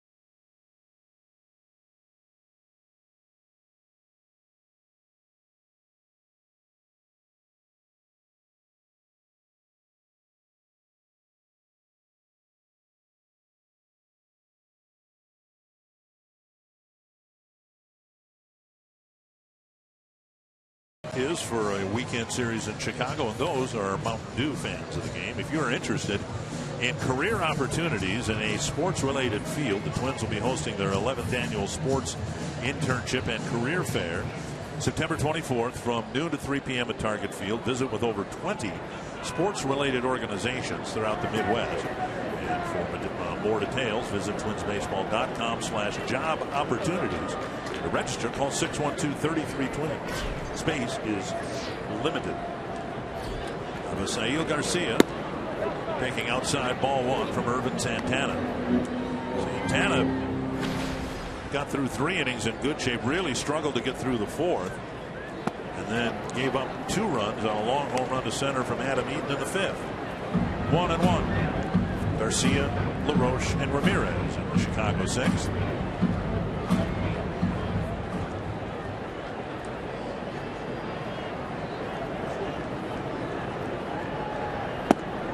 Down and away, 2-1.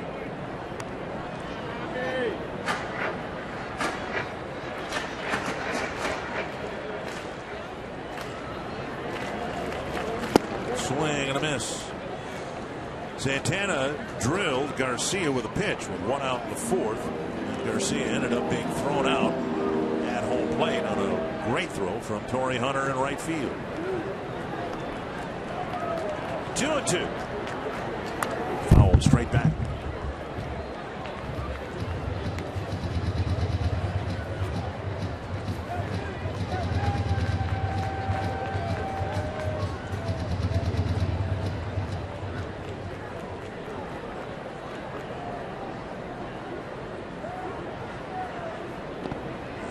Dirt, blocked by Suzuki. 3-2.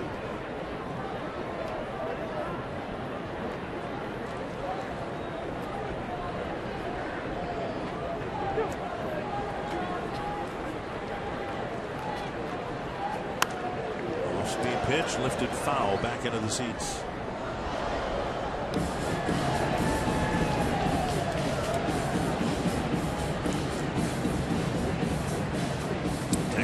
Oakland 4-0, batting in the bottom of the 7th inning.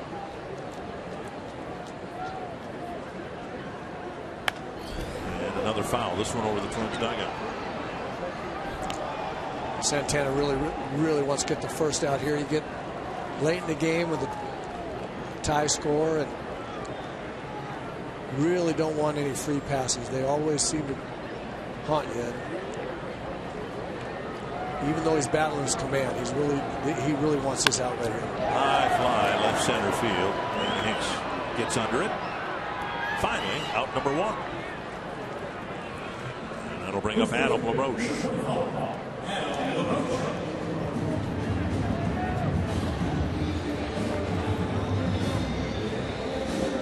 LaRoche with a comebacker to the mound. And right after hitting Garcia, Santana walked LaRoche in 4 pitches.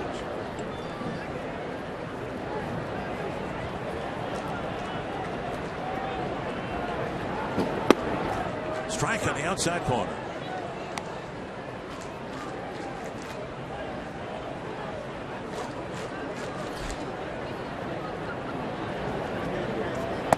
Very high. In his last 2 starts, Irvin Santana went 7, then 8 innings against the Astros. To be done after 6 at the rate he's going. Fouled right off the end of the bat. It's 1-2 to LaRoche. Yeah, another high changeup he got away with. I will say this about Santana tonight. He hasn't had his great command. He's thrown a lot of breaking balls hanging in the middle of the zone. Breaking balls and changeups, and he hasn't been spot on pinpoint with his control with his fastball, but he has thrown enough fastballs in and out. High fly, short right center field. Dozier out, Hicks coming in, and out number 2. He has thrown enough fastballs in and out, even when they weren't strikes. They were in off the plate enough, or into hitters, or on the outside, just outside. And I think he's impressed the White Sox hitters with not really knowing where that fastball is going to be and not throwing it in the middle of the strike zone. So he has gotten away with some hanging off-speed stuff, but he hasn't been predictably down the middle of the plate with his fastball, and that's really helped. Ramirez backed away, didn't get time or perhaps even ask for it. He took strike 1. Breaking ball, bounced to third. Santana bounces back from the 5th with a 1-2-3-6 on to the 7th, tied at 2.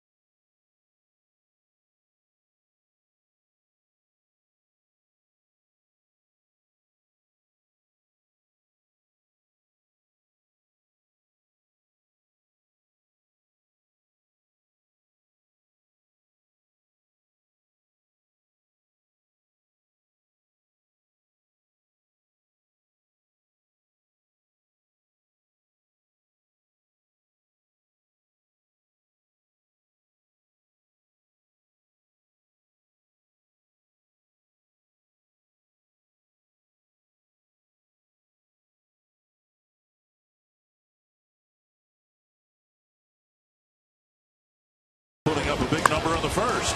Yeah, the bases loaded. Eddie Rosario just nailed one to right field. Garcia making a terrific catch. Trevor Plouffe getting a hanging breaking ball in the fourth inning. Smoking that ball over the fence.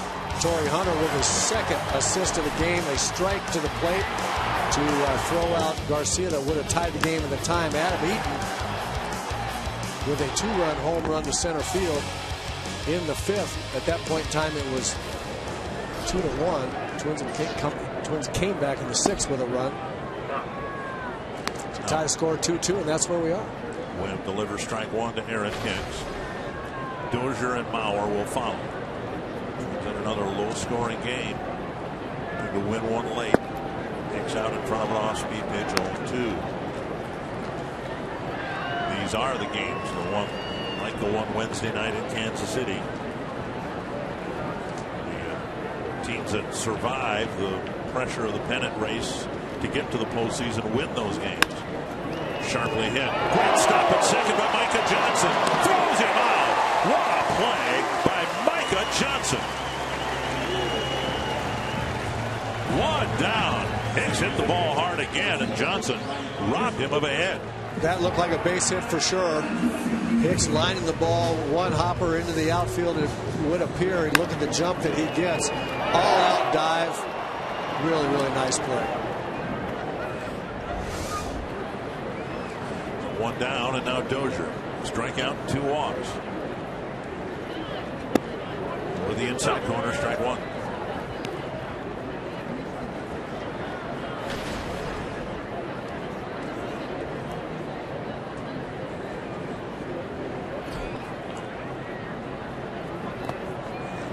Pitch in the dirt, a swing and a miss, 0-2.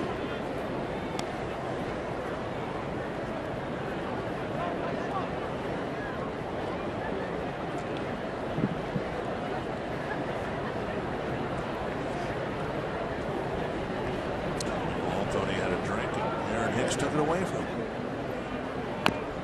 Didn't mean to, and a check swing, one hopper to the mound. Webb throws Dozier out, 2 down.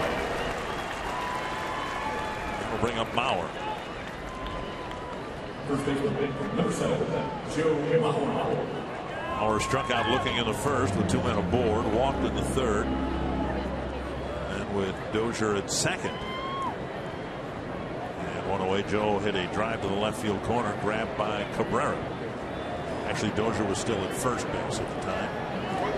Went to second in the next at bat on a wild pitch. Ball one.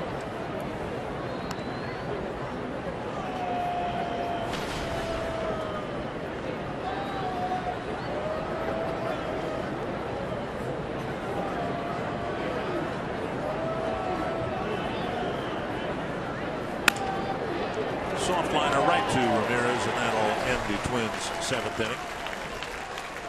We are tied at 2. 14-year anniversary of one of the darkest days in American history. We are happy here at U.S. Cellular Field to bring you God Bless America. Go nuts for the White Sox and Fisher Nuts. For a fresh twist on snacking, think Fisher. All right, Lori.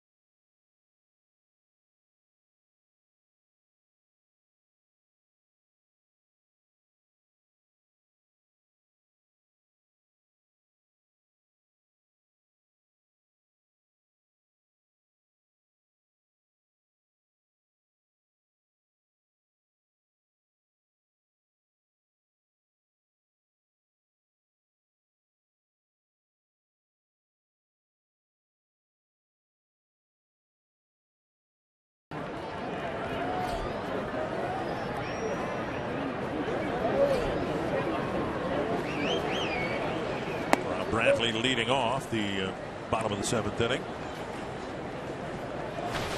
And apologies for our unintended insensitivity. We were expecting, God bless America, is on the White Sox official format for the 7th inning stretch. But for some reason we did not have that. 2-0 on a pitch grounded to first. Bauer gathers it in. He'll go to the bag for the first out. Brantley retired. Mike Olt will bat next. Olt with 2 hits in one of his first games for the White Sox. Really a no risk or low risk look at a player. The White Sox have had some issues at third base. Saladino was given a chance to win the job there, and he's done okay. But my goodness, player of Holt's esteem, promise. Chance for the White Sox to take a look at him, picking him up on waivers. Robin Ventura's seen something. Even though he's batting in 8th, he gave him the green light to hit 3-0. Yeah.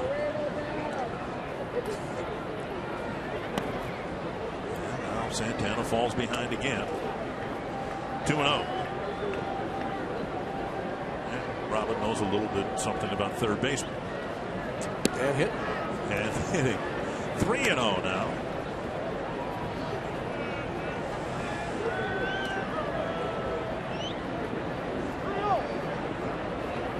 Micah Johnson on deck. And a 4-pitch walk. Number 8 batter, and Olt's reached all 3 times.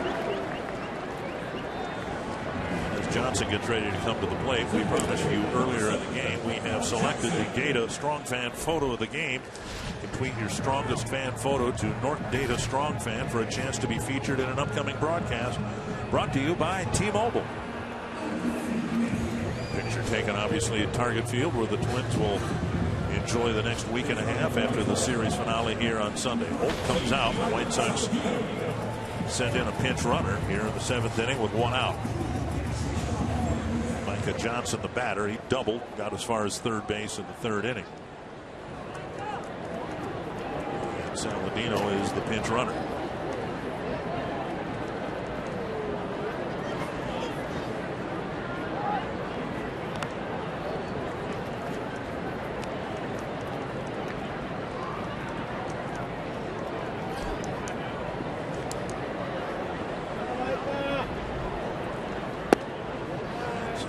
Misses with the first pitch. He fell behind Brantley 2-0 and then got Brantley to ground out.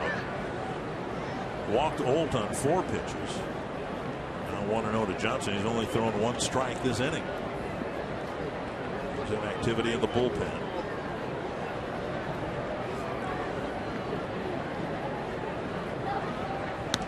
The decision to send Santana out, I'm sure, had something to do with where he would be in the White Sox batting order, facing the 7th, 8th, and 9th batters. But he's fallen behind everybody here.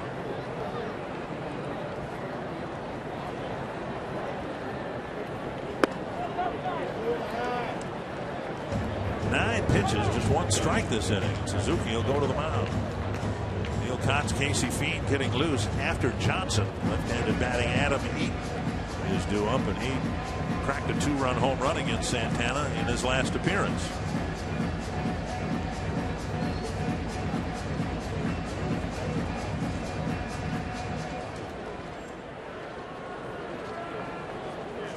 Neil Allen and Paul Mollett are each working the gum. I think Santana can pitch a scoreless 7th. And now a strike. 2-1.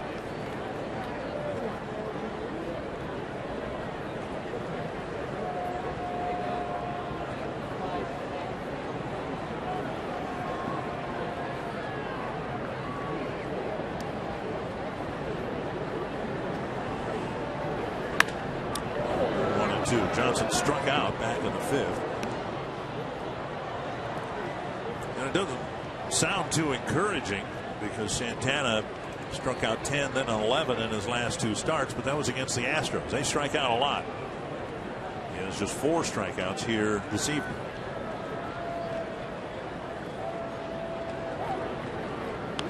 Well, as we've said, he just doesn't quite have the command to strike out a lot of guys tonight. Guys putting balls in play that are not his best pitches. He's been lucky in a lot of instances that those balls weren't hit harder, but he's battling here and try to get a ground ball.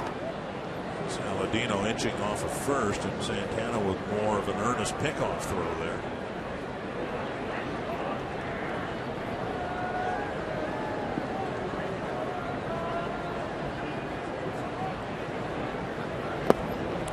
And he got a strikeout of Johnson again. Out number 2, and that'll bring up Eaton.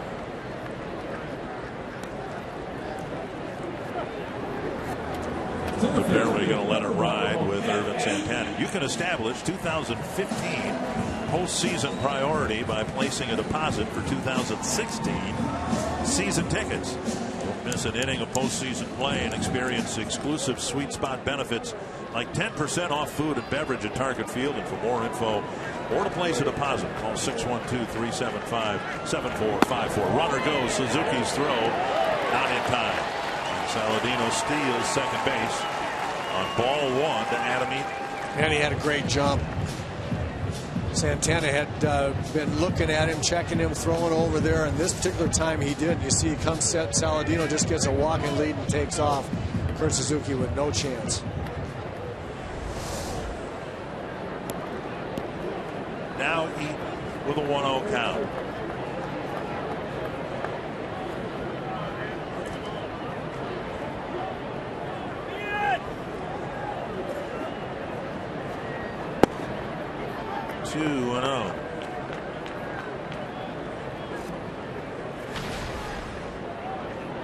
Eaton had been hitless in 12 at bats before his home run in the 5th inning.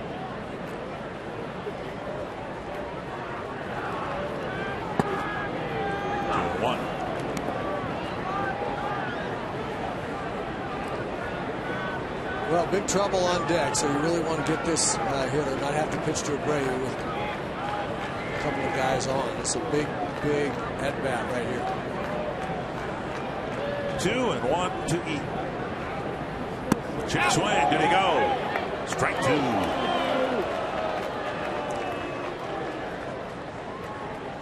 Better breaking balls there to Micah Johnson to strike him out, and now Eaton as we watch him go too far with the big end of the bat. That was the good slider right there. That's the one that when it's on, it's darn near unhittable. And time call.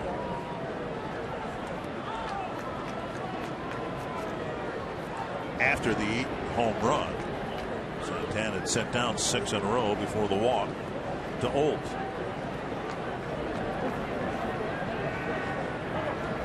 And Suzuki to the mound. Even across the board, each team 2 runs, 6 hits, no errors. Suzuki just going out there to make sure he knows what Santana's thinking here about how he wants to get this last strike or get Eaton out. Doesn't want to flash a bunch of signs, but the runner on second base is giving multiple signs. He's just gone out there and said, okay, what do you want to throw? Let's just tell me and let's go get him. Inside, 3-2. And the ominous Jose Abreu on deck.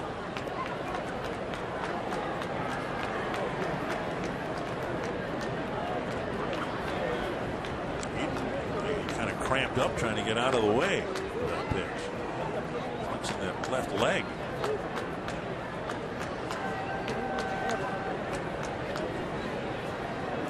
Three and 2 to Eaton. Foul off the screen in front of the Twins dugout. If you're going to throw a slider here, if you're going to throw something off speed, you have to commit to throwing it where you really need to throw it to get him out. Just a slider over the middle of the plate to throw a strike is no good. If you're going to throw a slider, you got to be willing to walk him with a 3-2 count. Struck him out.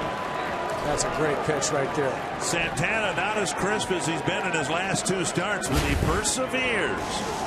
7 innings. 95-mile-an-hour fastball on the outside corner. Great pitch.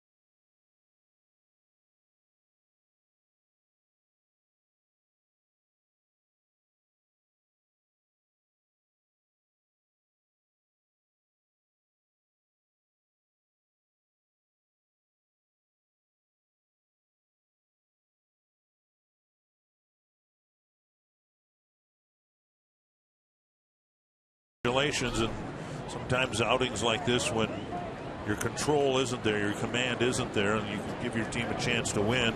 Santana certainly did that. Those are sometimes the most impressive. You bet. You see Paul Molitor congratulate him, having a little chat with his starting pitchers. We look at the new White Sox pitcher, Nate Jones. But I'm sure that Paul Molitor is thinking, wow, to get us through the 7 innings with only 2 runs with far less than his best command. Well, that was a really nice performance. 1-0 to Sano. Hey! A spinner, a breaking ball that got away. 2-0.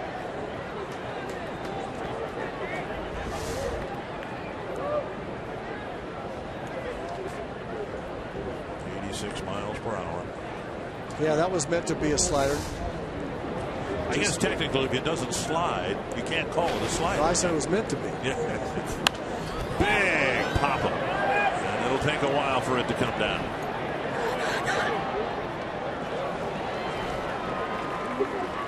One down. Sano's hit 2 towering pop-ups. He's walked and he's struck out. And now Trevor Plouffe. Carsoup.com trivia question. The team record for home runs in a rookie season. I believe Jimmy Hall holds that record. 33 in 1963. Sano won't get there. Here's Trevor Plouffe. Plouffe with a home run in the 4th. And he takes strike 1. Saladino's in at third base. Came in as a pinch runner.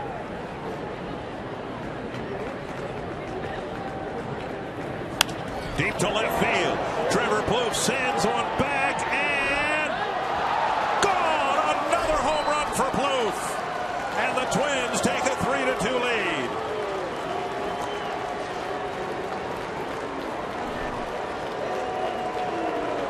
Well, Trevor hit a breaking ball his first time in the 4th inning for his first home run. That looked like a fastball that almost got in on him.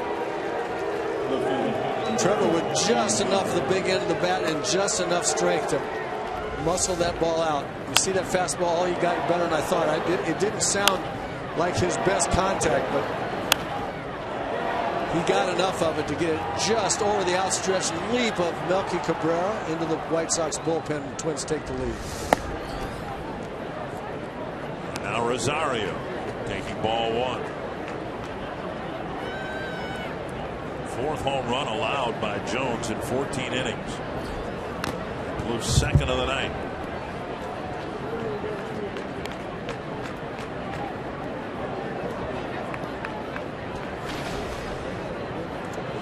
Nice to see Trevor Plouffe for such a big night. He was really agonizing over the fact that he wasn't swinging the bat well. The couple double plays he hit him in Kansas City really eating at him.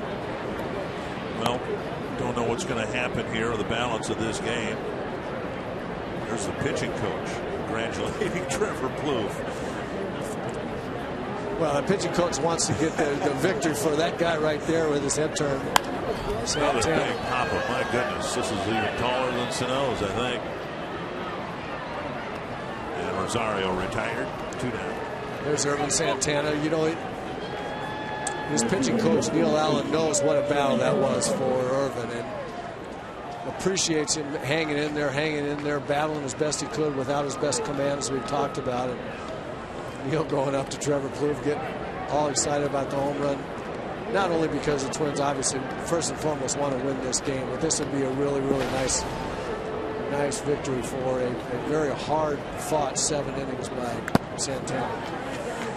Well, 2 nights ago in Kansas City, it was the rookie Sano that hit one of the biggest home runs of the year. The Twins winning one of their biggest games of the year. And now the veterans. Hunter with an RBI double to tie the game in the 6th and 2 outfield assists. Plouffe with 2 home runs. Strike called, and it's 0-2.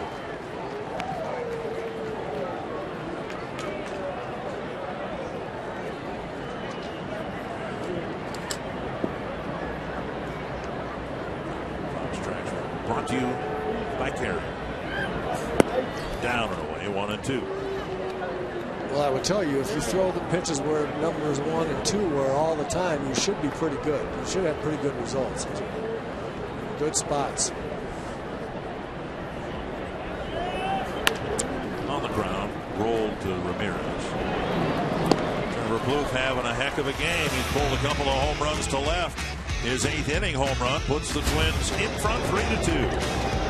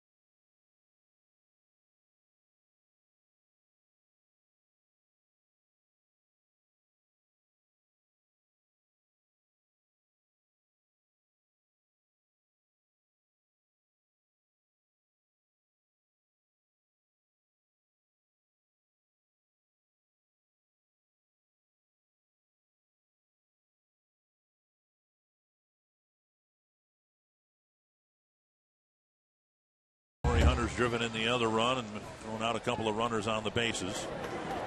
And as much as he might have struggled through 7 innings, Irvin Santana got the game through 7, and that means in the 8th inning it's Trevor May's turn. Trevor May kind of grabbing on to the 8th inning relief role here. Of late, he's pitched very, very well with only really one hiccup.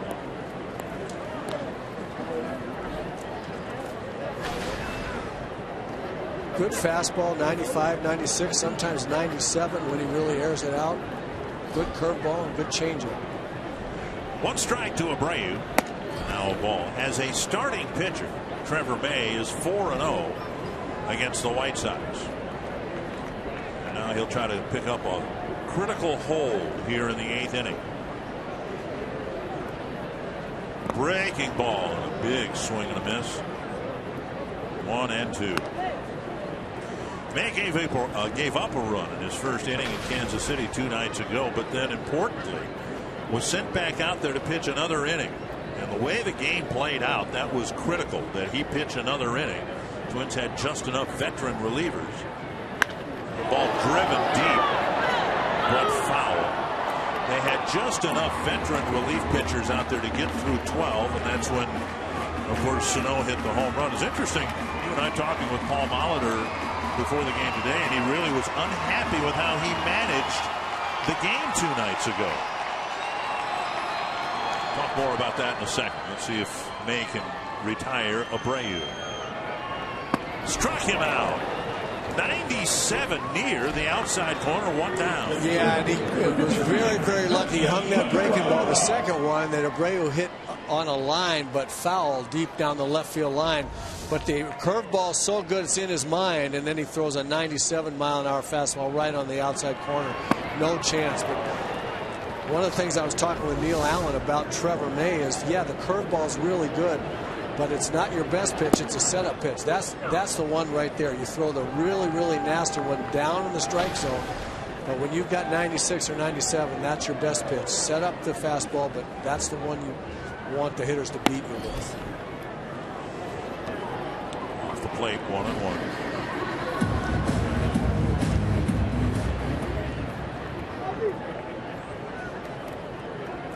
This better be down. It's a changeup. That's a good pitch. Wow. That's a really good pitch. That's the one that Lowry hit for the grand slam. Not that pitch. He hit a changeup that wasn't Trevor's best pitch. Down there, it's an awfully good pitch, but you have to make sure it's down. 1-2. And Cabrera waves at 97. See, when you show Abreu a great curveball down that he swings and misses, it puts it in his mind and makes it late on the fastball. You show Melky Cabrera a really nice changeup down in the strike zone, it puts that in his mind, and then you come back with 96 or 97, and there's no chance. Well, the ball was in Suzuki's glove before the bat even approached home plate. That was no chance because he doesn't know what he's going to get. It puts total doubt in his mind, and he's waiting and waiting and trying to decide what it is, and then the ball's zipped by him. Foul down the line. Mark Wegner making the call. And Robin Ventura asking about something. This is not a reviewable call. First base umpire Mark Wegner made the call, and you cannot review a fair or foul in front of an umpire. And I think what Robin is saying, that ball may have hit the bag. It did take a funny hop, but there isn't much he or the umpires can do about it. You can see that second hop kicked up like it hit something other than dirt. And it was foul. It hit a divot around the baseline, but not the base itself. Yeah, it was a good call. First base umpire's call all the way, though. Got it right. One strike to Garcia.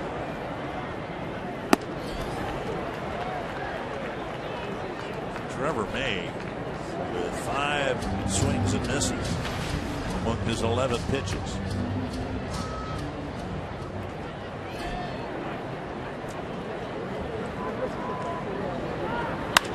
Fouled away.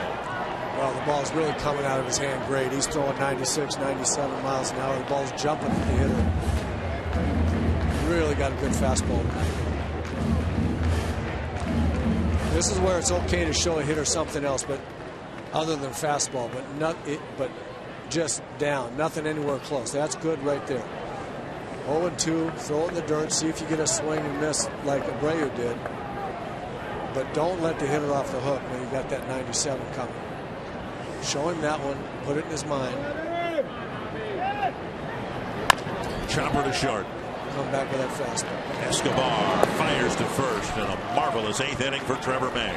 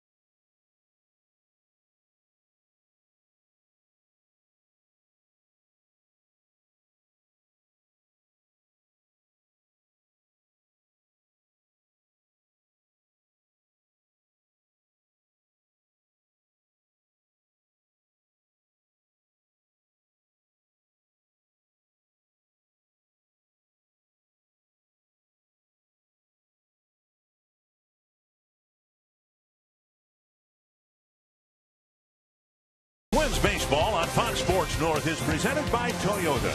See where Toyota takes you. Test drive one at your Toyota dealer. Toyota, let's go places. By Sanford Orthopedics and Sports Medicine, for the everyday competitor in all of us. And by McDonald's, with $1.69 iced coffees and 69-cent vanilla cones, you can get Totes treats excited all summer long at McDonald's. Twins won a 3-2 ball game in the series finale in Kansas City 2 nights ago, leading 3-2 again as we go to the ninth. You can follow live Twins baseball every day with MLB.com @bat on your smartphone or tablet. Stay connected to the Twins all season with MLB.tv Game of the Day, in-game highlights, live look-ins, replay reviews, radio broadcasts, and more. Browse the app's new features, including StatCast tracking videos, bilingual access for Spanish-speaking fans. Download MLB.com @bat, the #1 app for live baseball. Kurt Suzuki to lead off the Twins' ninth. Then Escobar and Hicks. Zach Putnam, the new Chicago pitcher.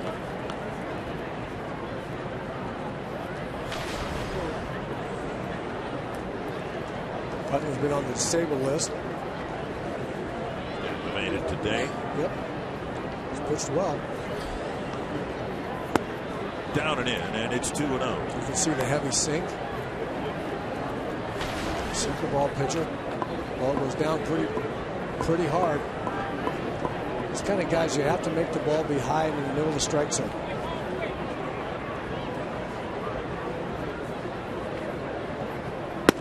On the outside corner, 2-1. Suzuki with a double in the fourth. With just 7 hits, the 7th hit, a huge one. A go-ahead home run by Trevor Plouffe.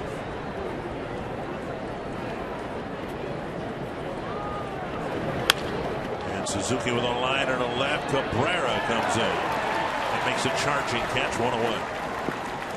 A well-hit ball off the bat of Suzuki, but it's the first out of the ninth. That'll bring up Escobar 0 for 3.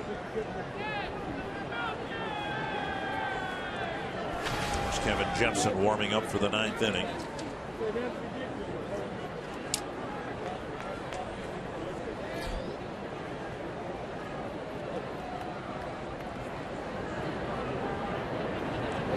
Escobar takes down an in a ball. Jepson got the save Wednesday night in Kansas City. Glenn Perkins still not with the ball club.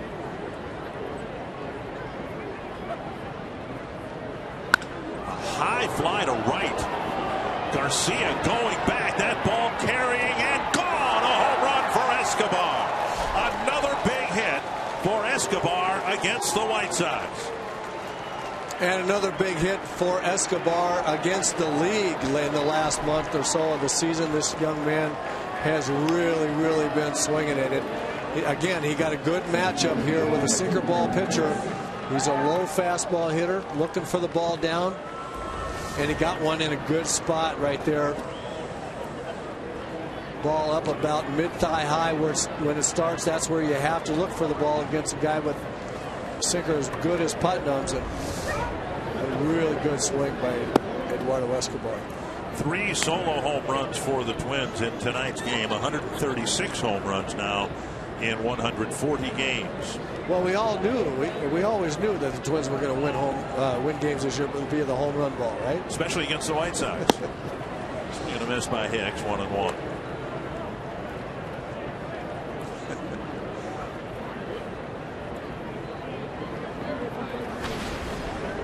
What a great confidence boost it will be for the Twins if they can win here tonight. Getting a big late home run to win Wednesday night. 2 late home runs here to now have lead 4-2. Probably goes a long way toward building the confidence of the fan base as well. 2-1 to Hicks. Outside now 3-1. Well as they've played against and hit against Chris Sale, who goes Sunday, winning the first 2 games, if they can close this one out and win tomorrow with a chance to sweep against Sale rather than trying to win a second game. against Sale would be huge. 2 out of 3 here in Chicago would be a phenomenal road trip. Full count. And I know people might say, well, 5-4. You know what? What's so good about that? The 10-day road trip against 2 first-place teams and a White Sox team that's been playing very well. When going into the road trip, you were 10 or 11 games under 500 on the road. That's big time. And Hicks takes his walk. And that'll bring up Dozier. Saturday's a full day of college football across the Fox networks, and it all starts with K-State battling Texas San Antonio on Fox Sports 1, followed by Stephen F. Austin taking on Trevon Boykin and TCU. Then Iowa and Iowa State battle for the Cy-Hawk Trophy on Fox, followed by Stanford opening their home schedule against Central Florida on Fox Sports 1. That's all coming up tomorrow. Of course, we got baseball tomorrow night. Game 2 between the Twins and White Sox.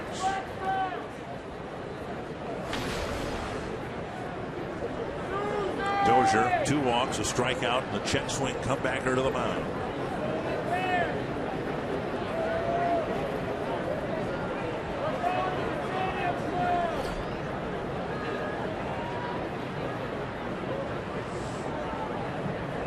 Hicks a threat to steal. In fact, he stole second base in the 3rd inning. So Dozier peeking over his left shoulder a little bit, checking to see where Saladino's playing at third. He's back well behind the third base bag. I don't think Brian wants to bunt, but he was looking down there.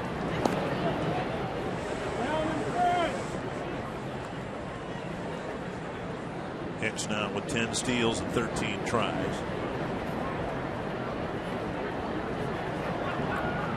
Let's see where Saladino is playing.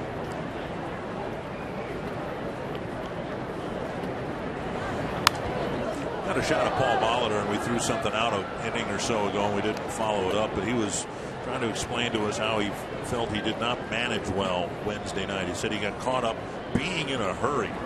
I've never heard a manager talk about that before, but Paul went on to explain it about how he let the situation around him and the people around him kind of get wrapped up in the moment, and the way he put it, being in a hurry as a manager.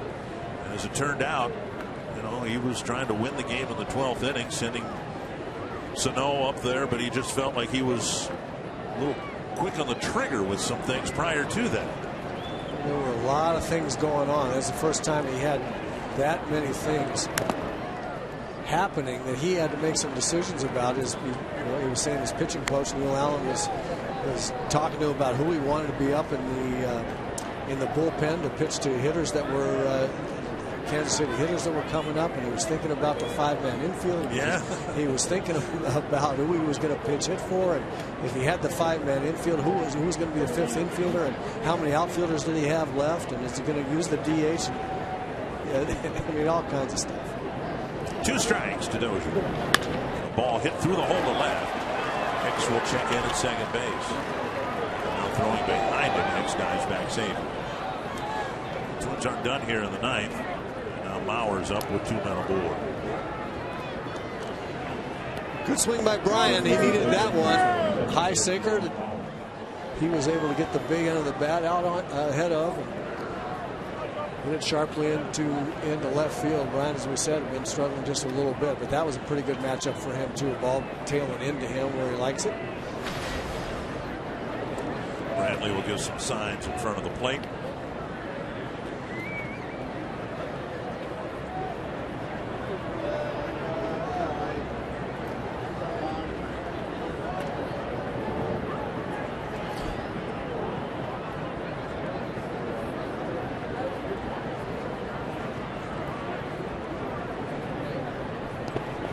Stopped by Bradley and the pitch in the dirt.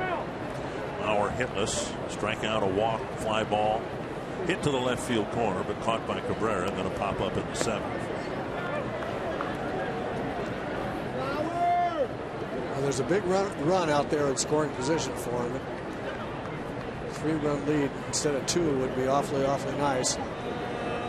Got guys out there. Another chance for a big inning.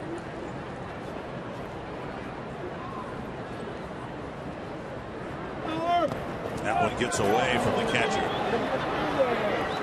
And everybody will advance now. Hit to the outfield should double the Twins' lead.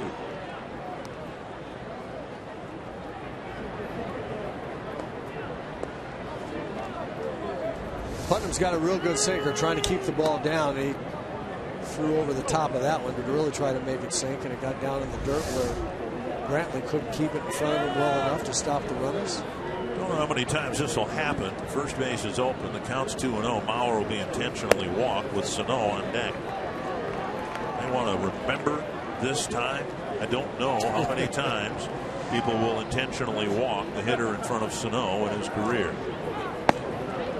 Well, awfully dangerous, obviously. The two things about this move that are in Robin Ventura's mind that are positive is that you get a chance for double play now. You get 2 outs on just 1 ball, and also that despite the home run the other night, Sano has not been swinging the bat well, striking out a lot, and so he thinks he's got a better chance of striking out Sano than preventing Mauer from at least getting 1 run in here. But it's dangerous when there's no place to put this big guy.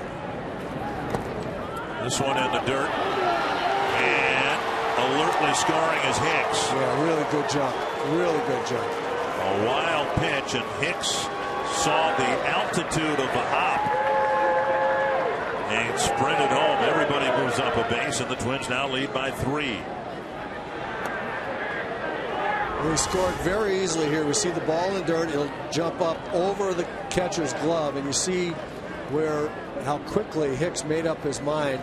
That happens well before the play. That jump off third happens when a guy is really, really ready and looking for the ball in the dirt. Almost did it again. He's already uncorked 2 wild pitches. When you're on third base, your job, among others, but one of your primary jobs is to anticipate the ball in the dirt and be moving forward when you see the ball go in the dirt, and then your reaction time takes over when your momentum is already going toward the plate. Aaron Hicks did that very, very well. Swing and a miss. Now, here's the most recent wild pitch, and that's not how a catcher's supposed to block a pitch. No, he's been doing that all night, where he tries to backhand at what he thinks is going to be a short hop, and he doesn't get to it. 2-1 to Sano. Infield in. I spent most of my adult life wishing I'd been a Major League Baseball player, but right now I would not want to be Alexei Ramirez or Tyler Saladin. I'm telling you, that's a great point. I can name some hitters when I played third base or shortstop with the infield in, and I really, really was uncomfortable. 3-1 to Sano. 3-2. He gave him a wrinkle on 3-1. Yeah, 3-1 changeup. He's got first base open, so he really doesn't want to just give him a cookie fastball right down the middle.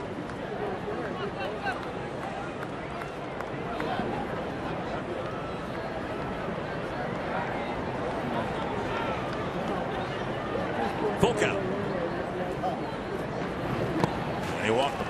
And Brantley able to block that pitch in the dirt. It's been a disastrous ninth inning for Putnam and the White Sox. Bluth with a chance to do more damage, and of course a chance for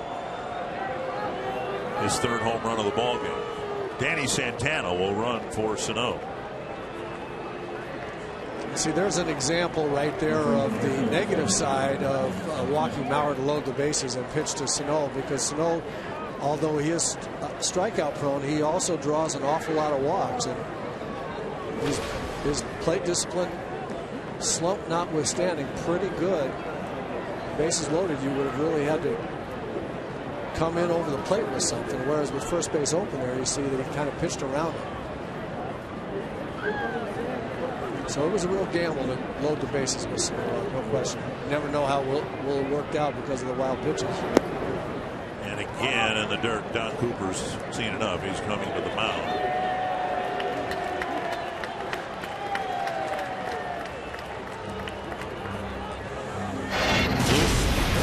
With a home run in the fourth and in the eighth. Well, that one was a no-doubter. He hammered that hanging breaking ball in the 4th inning and hit a line drive on a fastball inside that just got over the fence. 2 huge swings for the Twins.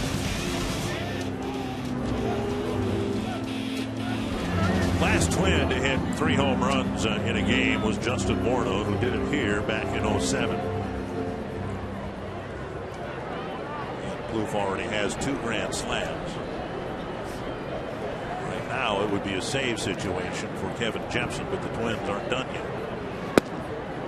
Now a strike on the outside corner. 1-1.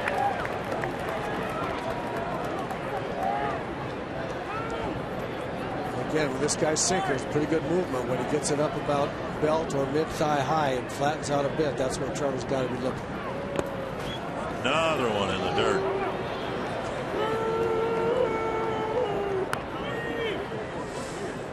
Remember a few starts ago, between starts, Irvin Santana had worked on a drill to get his pitches down. He was pitching from the back slope of the mound. I don't know how you cure this. Every pitch this guy's throwing is about 58 feet. Well, his game, talking about Putnam, is to throw hard, heavy sinker balls, and it's just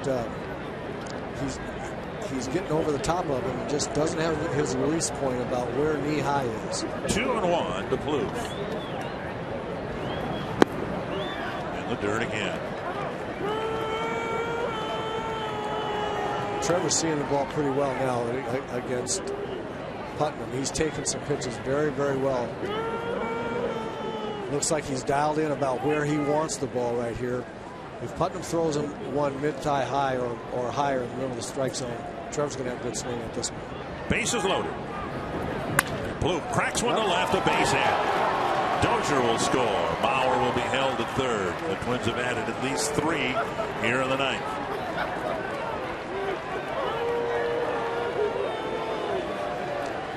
So a run in the 8th and 3 more so far here in the 9th. And the fans, those left here, aren't very happy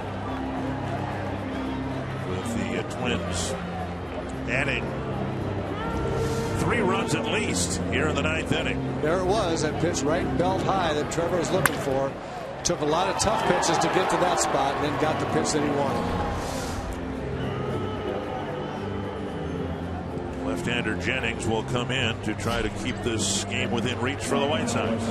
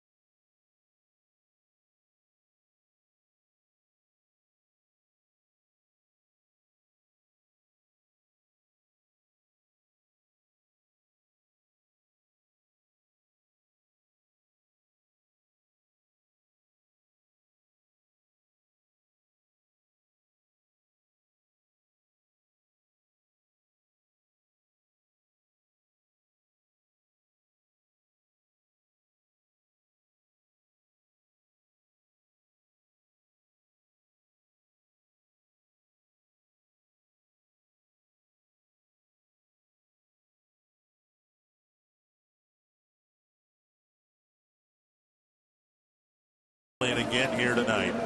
Contending teams need to do that. They need to score late. Plouffe with a home run in the 8th, and now the Twins have added 3 more in the 9th, and now Dan Jennings will come out of the Chicago bullpen. And Rosario will hit with the bases loaded, still only 1 out. Yeah, great to see Trevor have a big night. He's really been battling himself, I think, mentally a little bit, not swinging the bat well as he wanted to, and he's so important to this lineup. He's such a good run producer, and he needs to be in this lineup. One of the really encouraging things about this apparent win for the Twins, without trying to jinx them too much, is that Trevor's He's seeing the ball, swinging it well. Rosario swings at the first pitch, lifts it into the seats, foul, 1 strike. Something interesting happened in Baltimore. The Orioles shredding Kansas City's bullpen. Kansas City was ahead 6-3. Now it's 14-6. Baltimore. Toronto beat the Yankees 11-5. David Price with the win.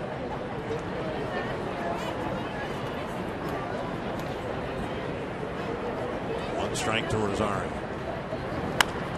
Roller to third. He'll get the force play at home. No chance to get Rosario at first. Rosario reaches on a fielder's choice, 2 away now. It's for Torrey Hunter.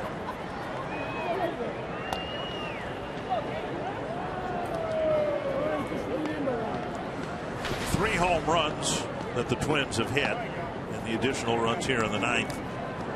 Certainly important run. Maybe the most important run the Twins scored here tonight was their run in the 6th inning. The White Sox had just taken the lead. And with 1 out, Rosario got a single to left, hit a pitch that was about a foot outside, hit a line drive to left, and then Hunter laced a double to the gap in right center field. The White Sox lead didn't last very long, and they haven't scored since. Yeah, you're right. We said at the time that was a huge hit to come right back and tie the score in the 6th inning after the White Sox had taken the lead by a run in the 5th. White Sox pitchers have walked 8 men tonight with 3 wild pitches, and now a jam shot, a dribbler to third. Ramirez scoops and fires, and that takes care of the Twins in the 9th. But they've scored 3 more to make it a 6-2 lead. Eduardo Escobar with another big hit against his former team.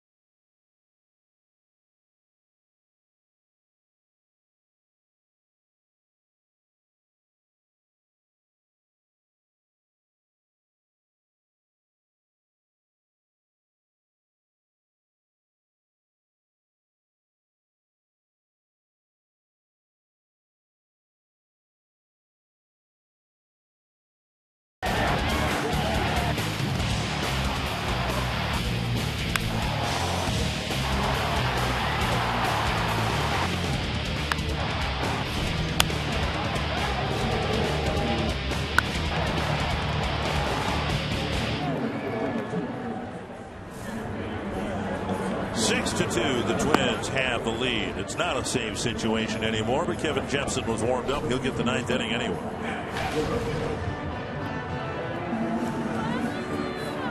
And Jepson, who's done a great job in save situations, will try to make quick work of the White Sox. He'll face LaRoche, Ramirez, and Brantley.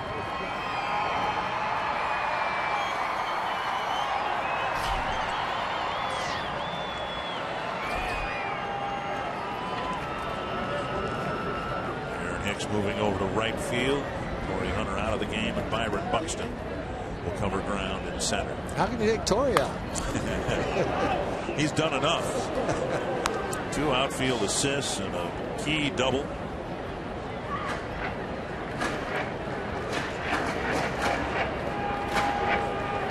Well, Torrey had a terrific game, no question about that. A lot of Twins players having real good ball games tonight.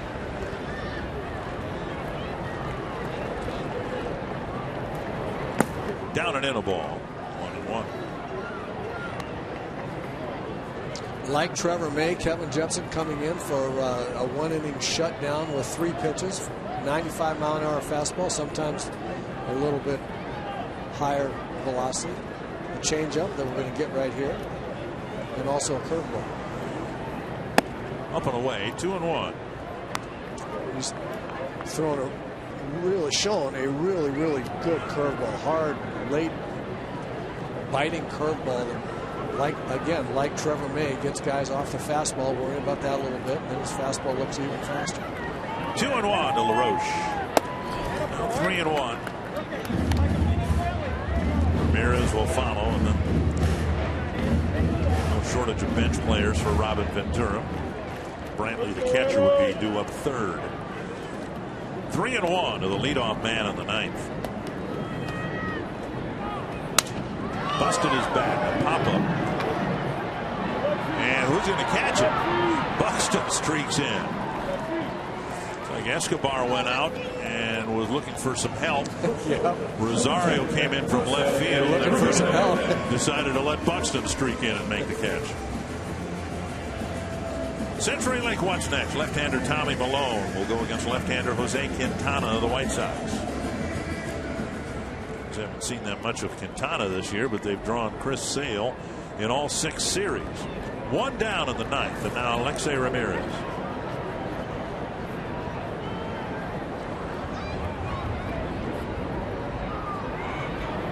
Texas beat Oakland 4-0, so at best the Twins will keep pace with the Rangers and remain a game back.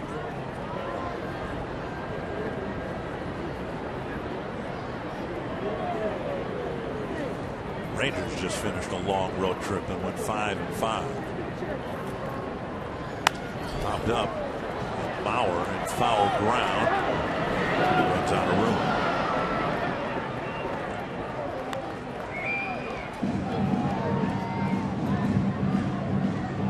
If I'm not mistaken, the Rangers and Houston Astros have 7 games left. 7 games left. I think 3 of them in Houston and 4 of them in Texas, in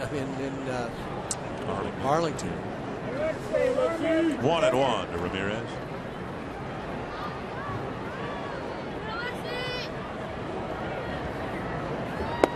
At the knees, strike 2. Not only is the wild card, the second wild card, a long way from being decided. The division winner in the American League West, in my opinion, is a long way from being decided too.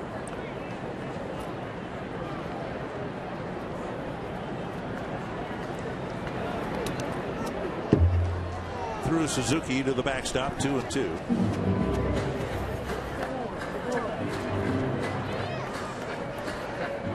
It's amazing. You look across baseball and all the activity that there was before the trading deadline, and how impactful the new players have been to their teams. Whether it's like Fires, who threw a no-hitter in his second start for the Astros. Ben Revere's hitting like 350. It's a right side. Dozier goes to his knees and throws him out 2 down. Ben Revere's hitting about 350 for the Blue Jays now after a slow start. And then on the list of guys that kind of came in under the radar in late July, Kevin Jepsen, who's trying to pin down as many games as he can in the absence of the all-star closer Glenn Perkins.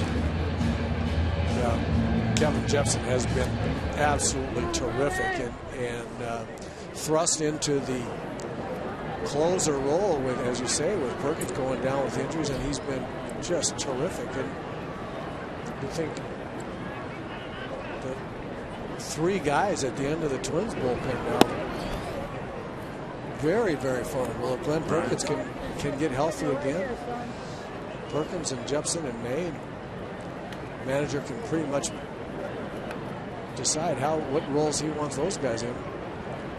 But that's formidable in the last 3 years. Final back 1-1 to Brantley. You know, the Blue Jays very active before the trading deadline, getting David Price. And the fact of the matter is, Ben Revere's helped that lineup more than Troy Tulowitzki had. Yes. Yep. Blue Jays never really had a leadoff hitter, haven't had a leadoff hitter since Reyes left, but Reyes never hit 350 for him. Fly ball center field. Buxton started back, now coming in, and he's there to make the catch, and the Twins continue their dominance over the White Sox, and a 6-2 win for the Twins on the strength of 3 solo home runs and 7 gunny innings by their starting pitcher Irvin Santana. Tom Hanneman and the Twins have done well in Chicago and now have a 4-3 mark on this road trip.